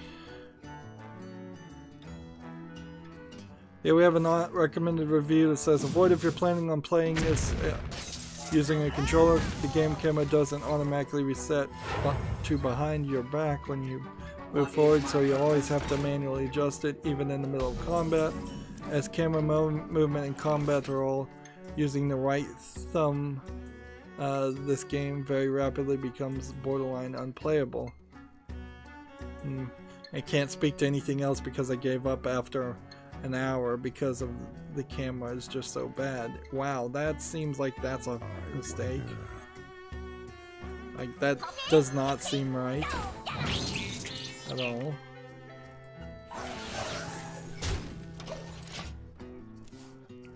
They're not recommended. Review says, God, I was so looking forward to this game, but the devs clearly didn't think about the player at any point. How do you mess up this bad? Weird mini controllers. You have to put the game on story mode to have a chance versus trash mobs, but if you take one hit and die, the tutorial doesn't exist to explain half of the stuff, and the compass is as useful as nipples on a man. Save your money and don't buy this unfinished piece of garbage. Yeah. And there is an argument to be said that the first Darksiders game was not playable on PC. So it like justifies the War Master Edition. The second Darksiders, I think, was pretty playable, so it didn't really justify the remake. They could have taken more time to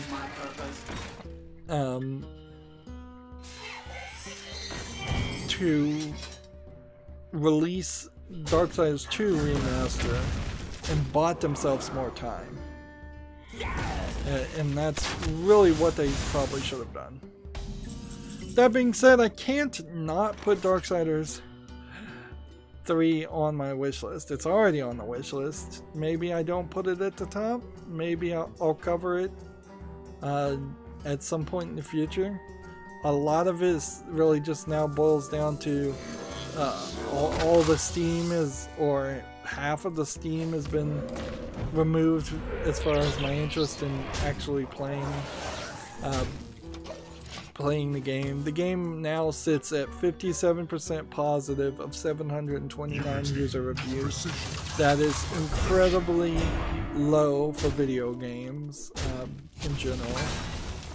If we look at, say, Darksiders 2 Definitive Edition is 74% positive of 5,768 reviews, and let's see, apparently Gunfire Games was not even the developer of the War Master Edition, so I'll have to click on THQ Nordic in general.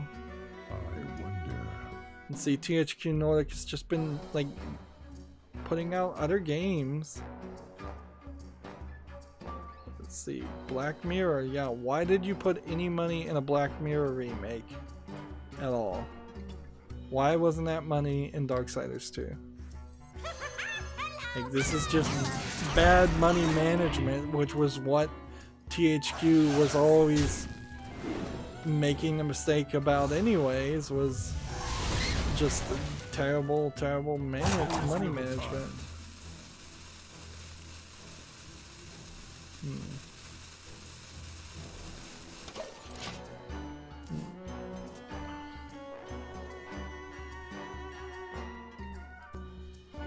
So I'm trying to find Darksiders War Master Edition. It's on the third page. It came out November 29th, 2016. It would have made perfect sense to put out the War Master Edition and literally do no work more on the definitive edition of Darksiders 2 and just release that right now, just to buy yourself some time. 2 years after the re-release of just treat it as if you're basically let's see, can I get this? Stormy.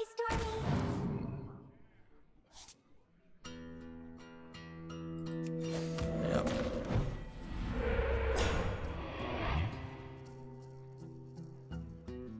Yeah, if you just treated it as if Darksiders 1 what the War Master Edition was the first release of Darksiders, and ignore the fact that the game had come out much earlier, you would have made a lot more sense. And yeah, Darksiders 1 is tagged by Vigil games, not Carnage games.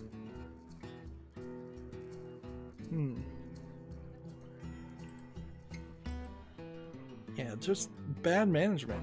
Bad money management, bad production management. Like, I suppose it would be possible to just pull the game right now. I suppose you could pull that off and say, hey, we're gonna go back to the drawing board and we're going to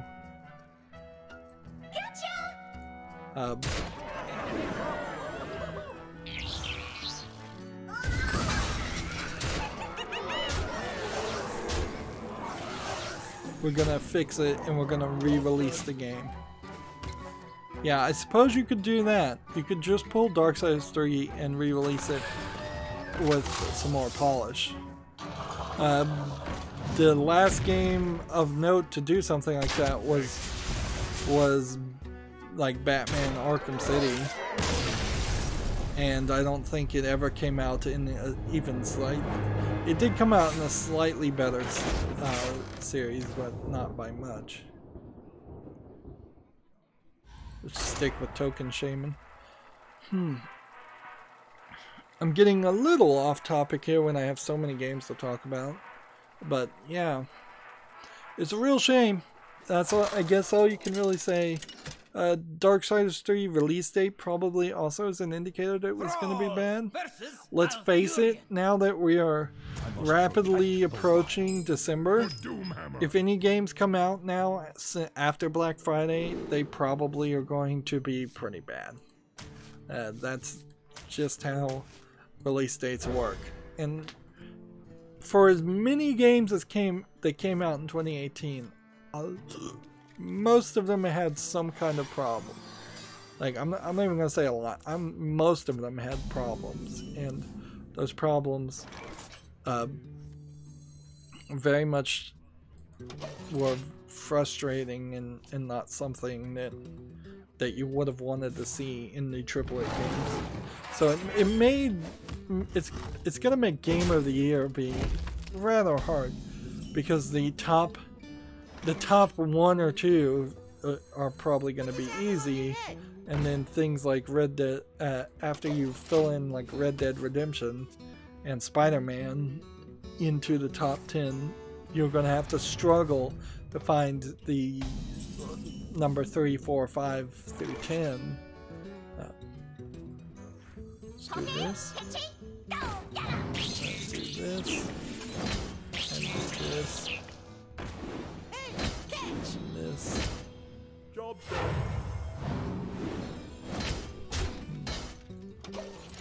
done. Gamer Citra has an article. Leadership Shuffle sees IGDA board name a new chair and vice chair. So the International Game Developers Association has selected Vesa Rajasoja as the organization's new chair of the board. He must be like Eastern European by the name.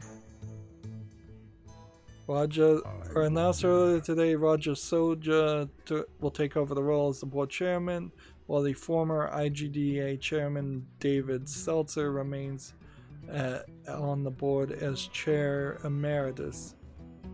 Raja Soja previously served as the organization's vice chair and is also a game consultant and developer based in Finland, who helped foster IGDA Finland into a chapter with more than 1,700 members and 12 hubs.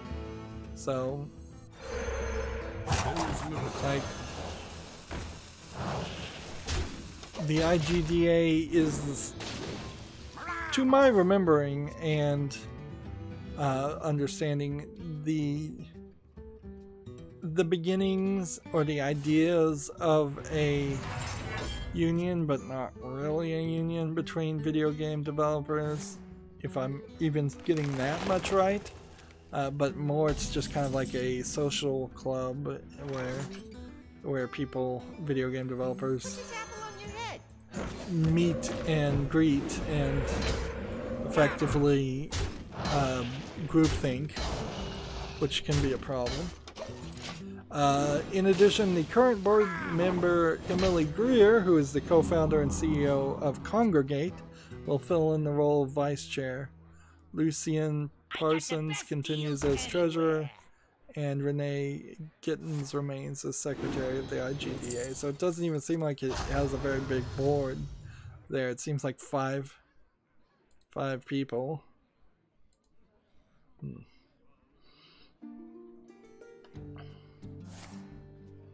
Next we have a game on Steam called 3 Days in the Abyss, which looks like it's a simplistic game. I'm gonna have to zoom out again, won't I? Yeah, let's get that back down to that level. Let's see. Yep, nothing here. It looks like a top-down shooter type game. Boring as all get out.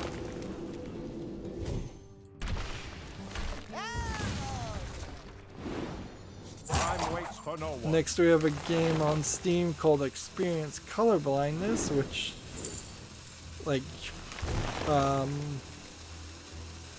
doesn't particularly, this looks slightly off on colors, but I'm not seeing anything here that seems too crazy. This too looks like it might be slightly off, but like I'm having, okay. So this frankly looks like it's a VR game, and then it's just putting filters over some assets that have been flipped, and it doesn't feel like it's doing any kind of game. I wonder. It's, yeah, it seems pretty dumb, frankly. There is little time. Let's come back over here and play. I wonder.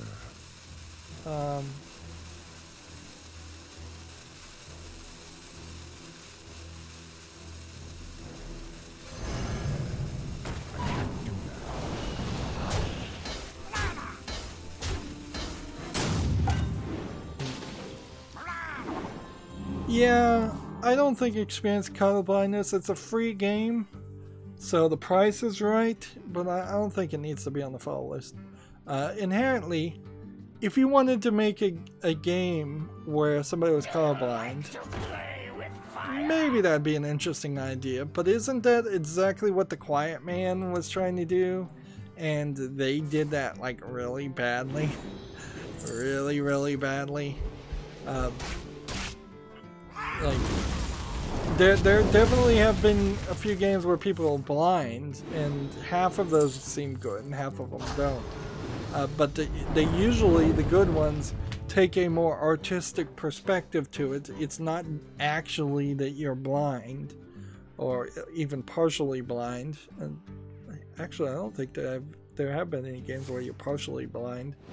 And I could see an idea where you are colorblind as the main character in a game, and that might play a role in like one level or so, but I think it would probably just be irritating, and you're going to have to very much stick to one of the many forms of colorblindness and play with that. You're not going to just give a bunch of filters that somewhat emulate what colorblindness is. Shall we make a storm? Alright.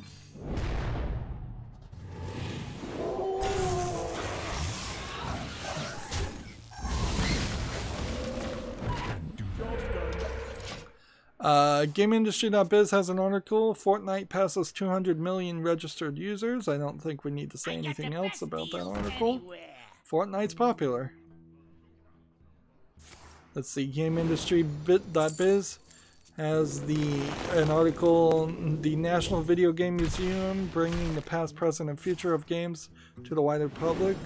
The museum director Ian Simpson discusses fitting video games into the cultural context of Sheffield's rich industrial history. This is the UK museum, the video game, called the Video Game Museum, not several other video game museums that are out there. They all need better names, frankly. Calling yourself the National Video Game Museum but being a UK based means nothing to anybody who's not in the UK. It needs to be like the UK National Video Game Museum.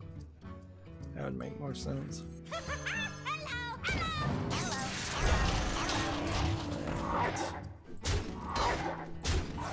Keep playing. Next we have a game on Steam called Rgb Run, which looks like it's an infinite runner using colors, and talk about colorblindness being a slight problem there. Let's see, this seems like a pretty simplistic game, but I'd like to actually see it moving. So it's a memorization thing. Alright, so that I already hate this because the idea of having to memorize this and effectively play Simon is not interesting at all. And this is incredibly repetitive and incredibly simplistic. Sure, you have some slightly polished 3D corridors, but that's all you've got. And that's not enough. Right. Summon thing. 1-1 microbots.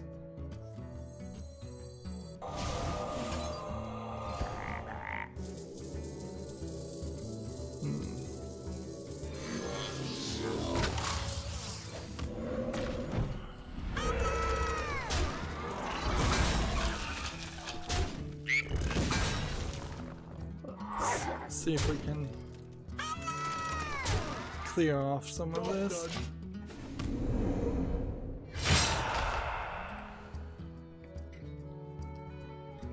Next we have a game on Steam called Mystic Veil, which looks like it is some kind of card-based strategy game. Yeah, collectible card game maybe? No, not a collectible card game, a deck building card game. I guess all card games go to the fall list automatically because frankly you're just never going to be able to get an idea about how good a card game is until people review it. It's highly unlikely that Nomad Games, a company that I don't recognize, they made the digital version of Love Letter, so this is the developer that brings a bunch of real world like Warhammer games and board games on the Steam digital versions. So Mystic Veil, yeah. If it's based off something that's slightly well known, even though I don't recognize it. Stormy. I guess this is an elemental.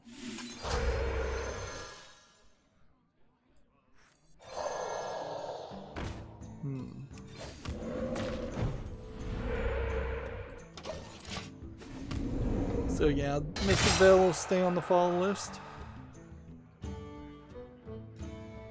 Let's see. Next we have a game on Steam called Stack'ems, which looks like it's a 3D Tetris game with a lot of different art background assets, which probably doesn't matter. But I will be generous and put this on the fall list just to see if maybe this 3D Tetris makes some sense. Feels like there's been another game that's very similar to this that came out recently, but I'm not so sure about that. I'm just trying desperately here to have as many people on the field that can attack at once and then play both of these. So yeah, I'll put Seconds on the follow list. We'll see what the reviews are.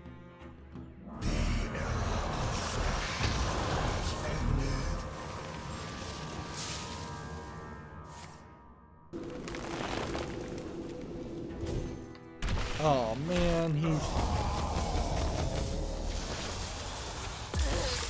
did Mechathune on me. Well, we need to play Druid cards, so let's switch over to that. Token Druid, play. Let's go.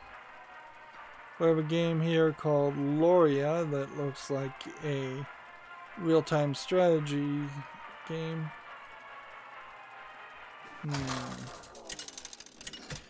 I don't think so, frankly. Like, it's a StarCraft, Warcraft clone. The idea would be interesting, but I cannot, for the life of me, believe that playing Loria would make sense when I could go back and play like Warcraft or StarCraft. And yeah, this is from a developer who's made nothing else. So I guess maybe I'll be generous here and put it on the follow list, but I seriously doubt I could justify playing that real-time strategy, this no-name real-time strategy, when I haven't covered so many others that could have been covered. Gamatsu has an article. Professor Layton and the Diabolical Box is coming to smartphones in December in Japan. So the Professor Layton series is still doing its thing. GameIndustry.biz has an article. Wargaming UK acquires Edge Case Games. The Fractured Space developer will be folded into the World of Tanks firm to work on a new free-to-play MMO.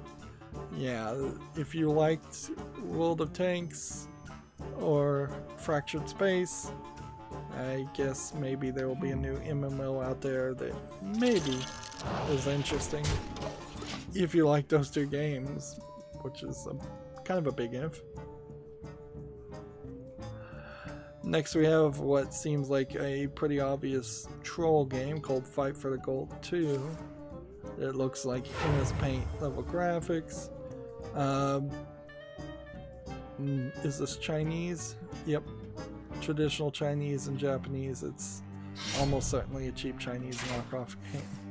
I mean, I don't even know what it really is a knockoff of, per se. It's just bad. Like, very low effort game. Let's see. Let's go ahead and play that. I'm trying to play Druid cards, so I'll have to remind myself of that. Let's see. We already talked about this. We already talked about this. Why do I have so many duplicate tabs open? My plugin that stops duplicate tabs decided to start acting weirdly and differently.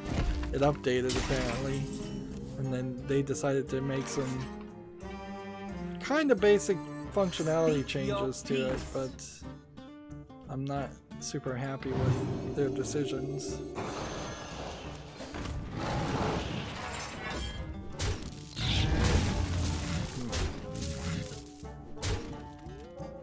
For the wild. Job done. Next we have a game on Steam called Asterix and Obelix XXL 2. I'm fairly certain that there was an Asterix and Obelix 1, but I don't know if it made it onto my wish list. This is based on a more European comic strip, I believe. So let's see what this, like, it's from the developer who made one other game called White Knight, and this publisher who publishes some games I recognize. So I guess I'll put this on the follow list, but I need to do some research and figure out if Asterix and Obelix 1 is on Steam or if it came out as some kind of console game. I wouldn't be surprised if it's a console game. Looks like it might be an interesting, you know, kind of kid-friendly adventure style game. The scourge will devour all. Time waits for no one. Was that a... Yeah, that was the druid card. So I've got druid cards to play. GameIndustry.biz has this article, and I don't want to get into a big rant on this, but Games Done Quick bans 2 runners over sexist, transphobic remarks that were, from what I hear, done in a private or semi-private Discord message and then screenshotted, and then the person who screenshotted it gave it to Games Done Quick. They said, well, there's not enough context here, and they weren't happy enough with that response, so then that person took those screenshots to Kotaku, which clearly Kotaku is going to try and push the idea that all video gamers, even when they're joking or trolling on their own private conversations, are actually toxic, sexist, transphobic people.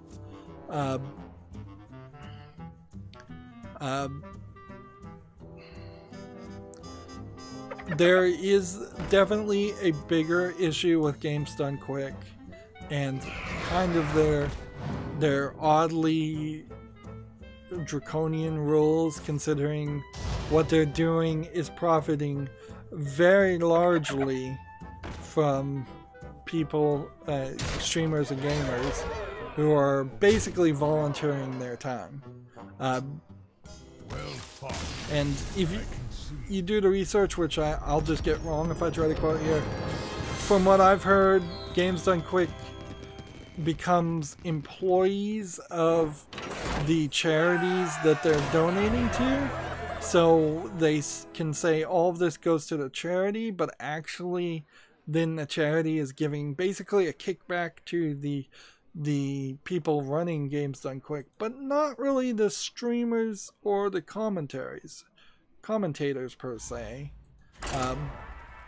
Where for as much money as Games Done Quick raises, it wouldn't be unreasonable to give at least free room and board and like a well, I wouldn't be surprised if a $250 for a day's work fee, or anywhere as high as $1,000. Like, I'm not saying that the Games Done Quick streamers should get like $10,000 each, but I could see just a flat, here's your presenter's fee, here's our acknowledgement that what you're doing is actually valuable and you're not just you shouldn't be working for free.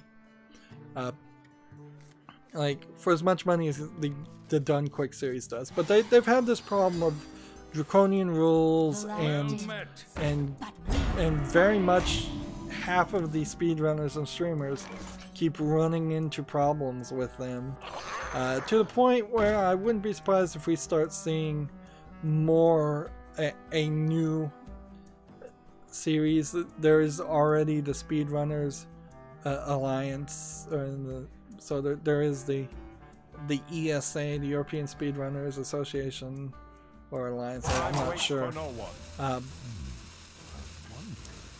But yeah, Games Done Quick is potentially going to micromanage itself and turn itself into this draconian state that nobody's going to want to go to it, and that's going to be a problem. So they've indefinitely banned 2 speedrunners. So I wouldn't be surprised. Maybe also that the indefinitely ban is actually only as long as a year or so, and then they'll just try to sneak them back in there.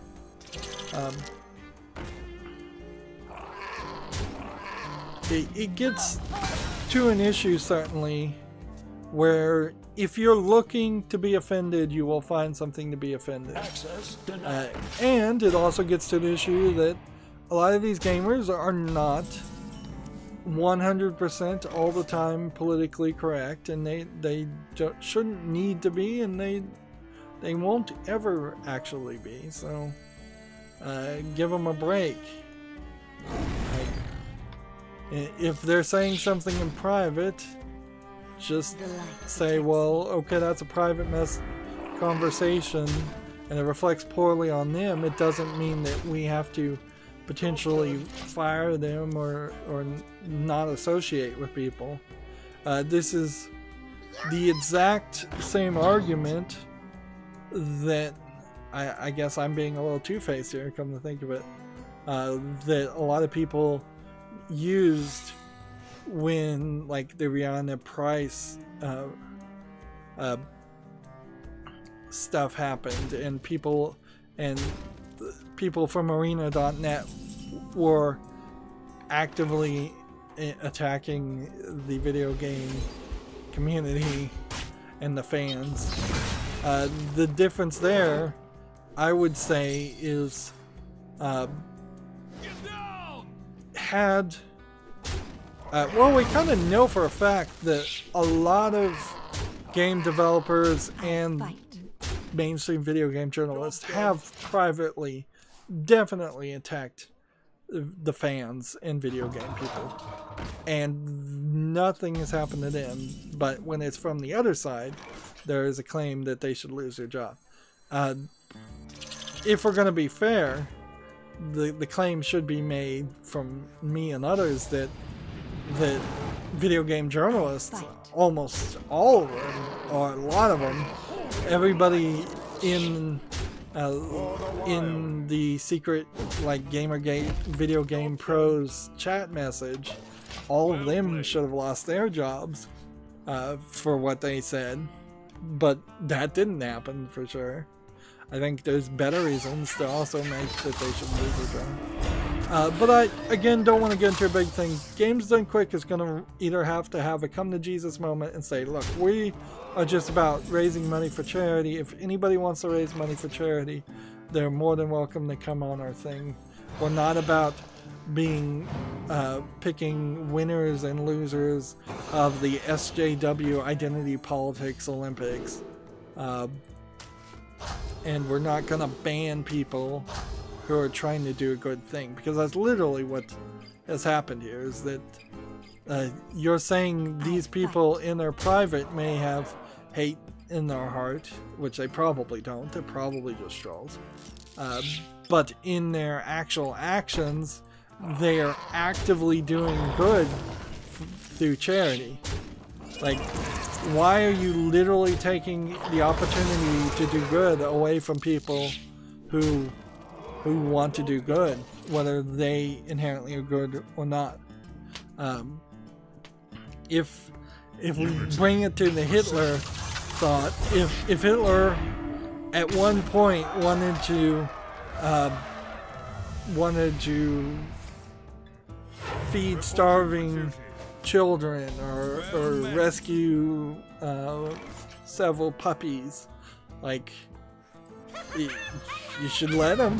I mean, if you're in power, you should be like, okay, well, he's done a lot of bad things. Maybe he could atone for some of those bad things with this good action.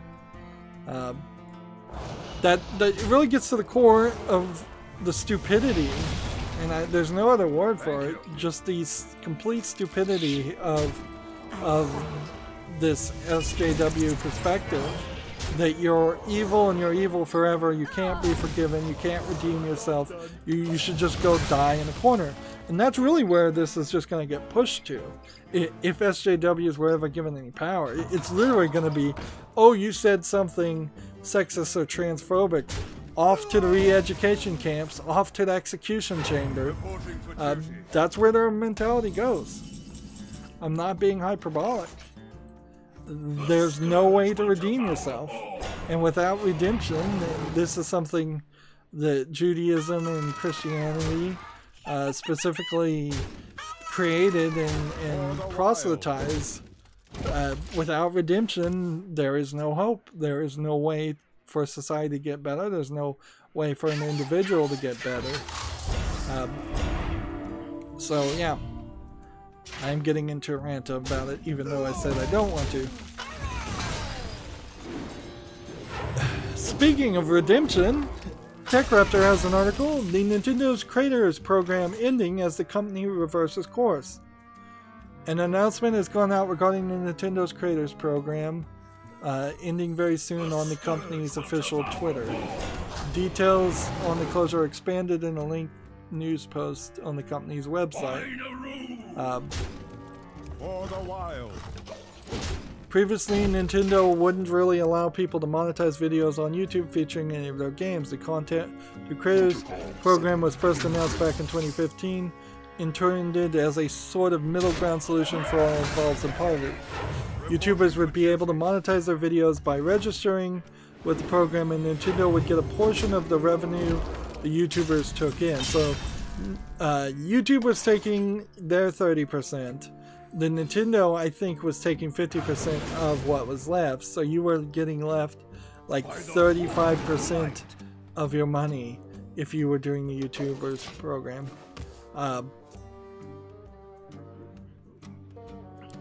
Including the limitation on how much money you could actually make doing this. You also could only play certain games. It wasn't all Nintendo games. You also couldn't live stream eventually, because that was banned in 2017. And you also couldn't play anything but Nintendo games on your channel. So when this happened in 2015, you basically would have had to abandon your current channel, start a new YouTube channel just to play Nintendo games. It was really stupid Japanese copyright insanity. It's not even Japanese copyright, it's Nintendo copyright insanity. Although a lot of Japanese companies are as crazy as Nintendo was. The program is set to close by the end of December 2018. Any pending applications to the program won't be processed, and no new applications will be accepted. With the Nintendo Creators Program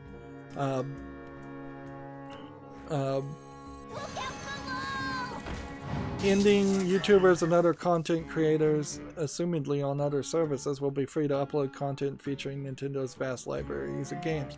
Which, inherently, that's what people were doing anyways, is they were just ignoring it and getting Content ID claimed and demonetized.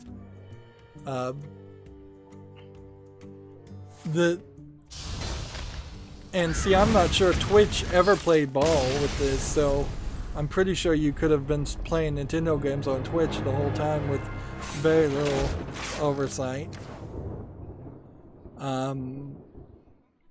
Still just playing Druid cards, I guess. What else is there to say about this?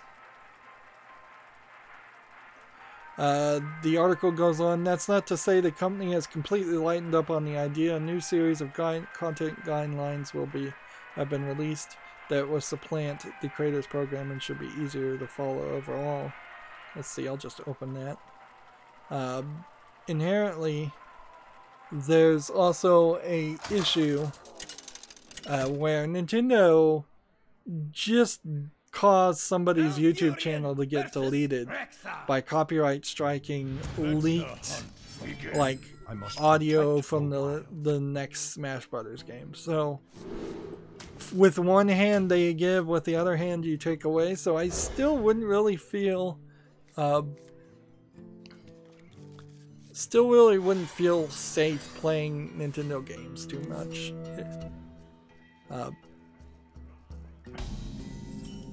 Not that you're particularly safe on YouTube. Anyways, any random liar can potentially copyright strike your channel.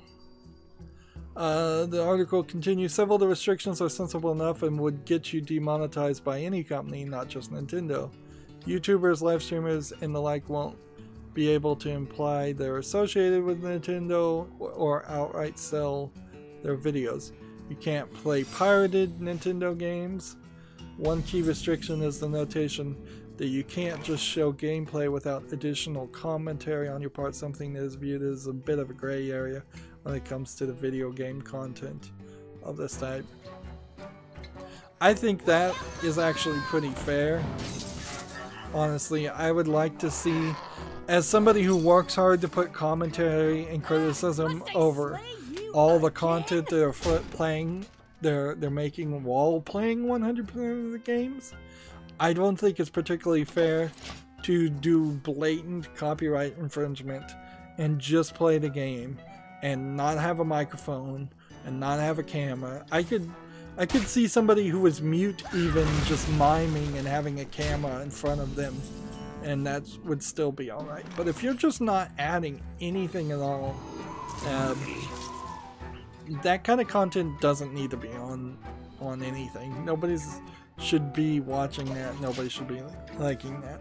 If people don't like what I'm saying, they can kind of mute me and they can just watch the video silently. That's what a lot of people do, but that's a choice on their part. That's not the content you're creating. When you're creating something, you need to add something. I don't think it's even much of a gray area. Of course, Nintendo also reserves the right to remove anything at any time outside of these guidelines. Lengthy FAQ has more comprehensive answers about Nintendo's Creators Program ending and the new rules that will replace it. For now, it won't be long before they can make videos and streams based on Nintendo's stuff without much to worry about it. Basically wrote that entire article. See, and I imagine a lot of this boils down to Nintendo did not want to be in a situation where they were not getting really much money from the Creators Program, and potentially there could be somebody out there spewing offensive, disgusting hate speech type of stuff while playing a Nintendo game, and then that video gets money, and then that money also goes to Nintendo. That would look very bad. So they preemptively stopped that from blowing up in their face. Because that would have been the worst case scenario.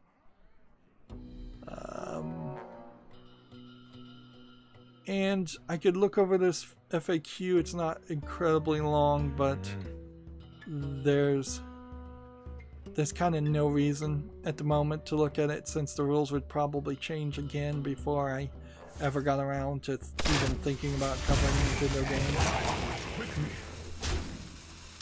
And let's face it, I probably would be using an emulator if I was covering a game on PC from Nintendo, so that from that perspective, that might fall under their category of being a pirated game. Even if I had previously purchased the game. Like, it depends really. I would bet Nintendo would not consider it if I bought a Switch game and then individually ripped that Switch game to my hard drive and then played that on an emulator. I bet Nintendo would call that piracy anyways, even though it technically isn't.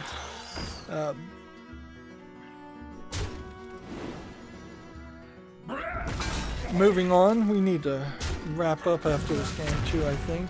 TechRaptor has article, Mage's Initiation Reign for the Elements has been announced for a January release.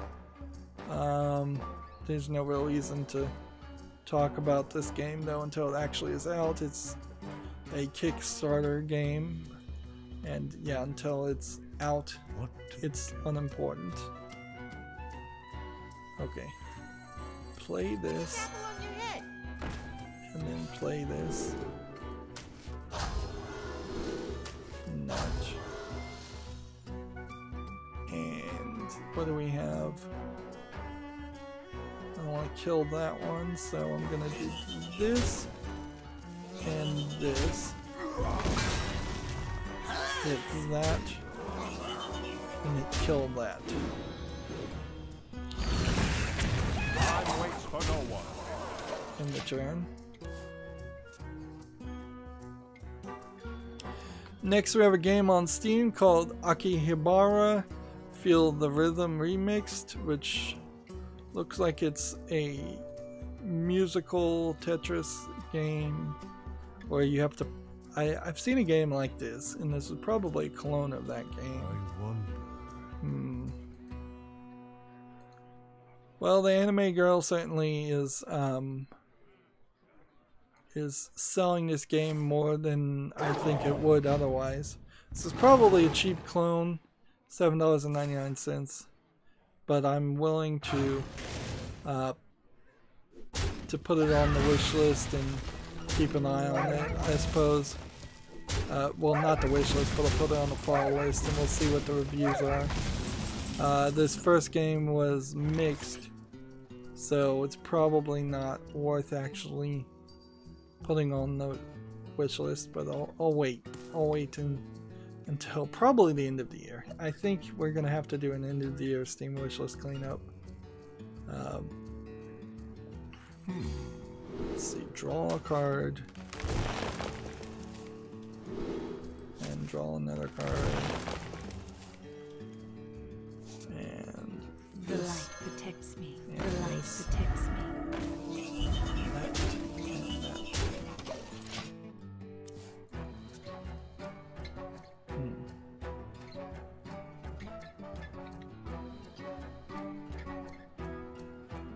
Next we have a game on Steam called Void, which looks like it's a simplistic puzzler platformer. I like the thumbnail, but I kind of hate this animation style here, and it looks really dark and looks really simplistic, and I think this animation style is pretty simplistic and pretty bad too. Yeah, this just doesn't look good enough quality. So yeah, this won't. Go ahead and close that. Just hit that.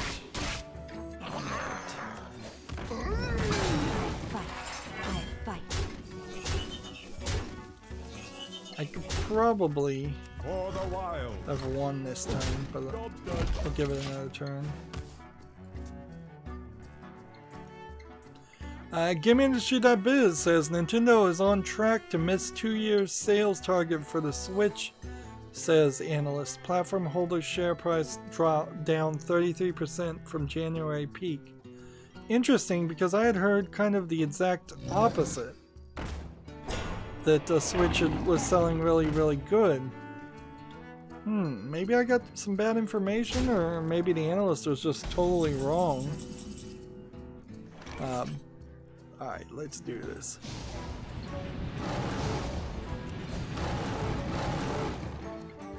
Alright. I think we're fine to do this. And then just do that.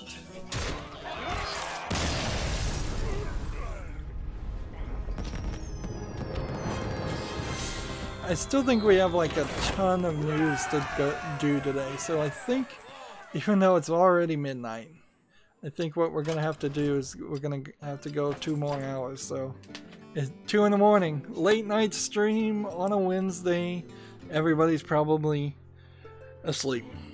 Anyways, this is the only way I could have done it to fix my insomnia, and I'm hoping we can adjust from this point, and by Friday I'll start not at 8 in the evening, but maybe 6, maybe 4, get back to 4 o'clock. That's going to be it for this recording. Stay tuned if you're watching live. As always, I ask you to like, share, subscribe, comment, and watch every second of my videos. If you want a friend or follow me on any social media sites, there's a whole bunch of links down below in the description box. Thank you for watching. Have a good evening.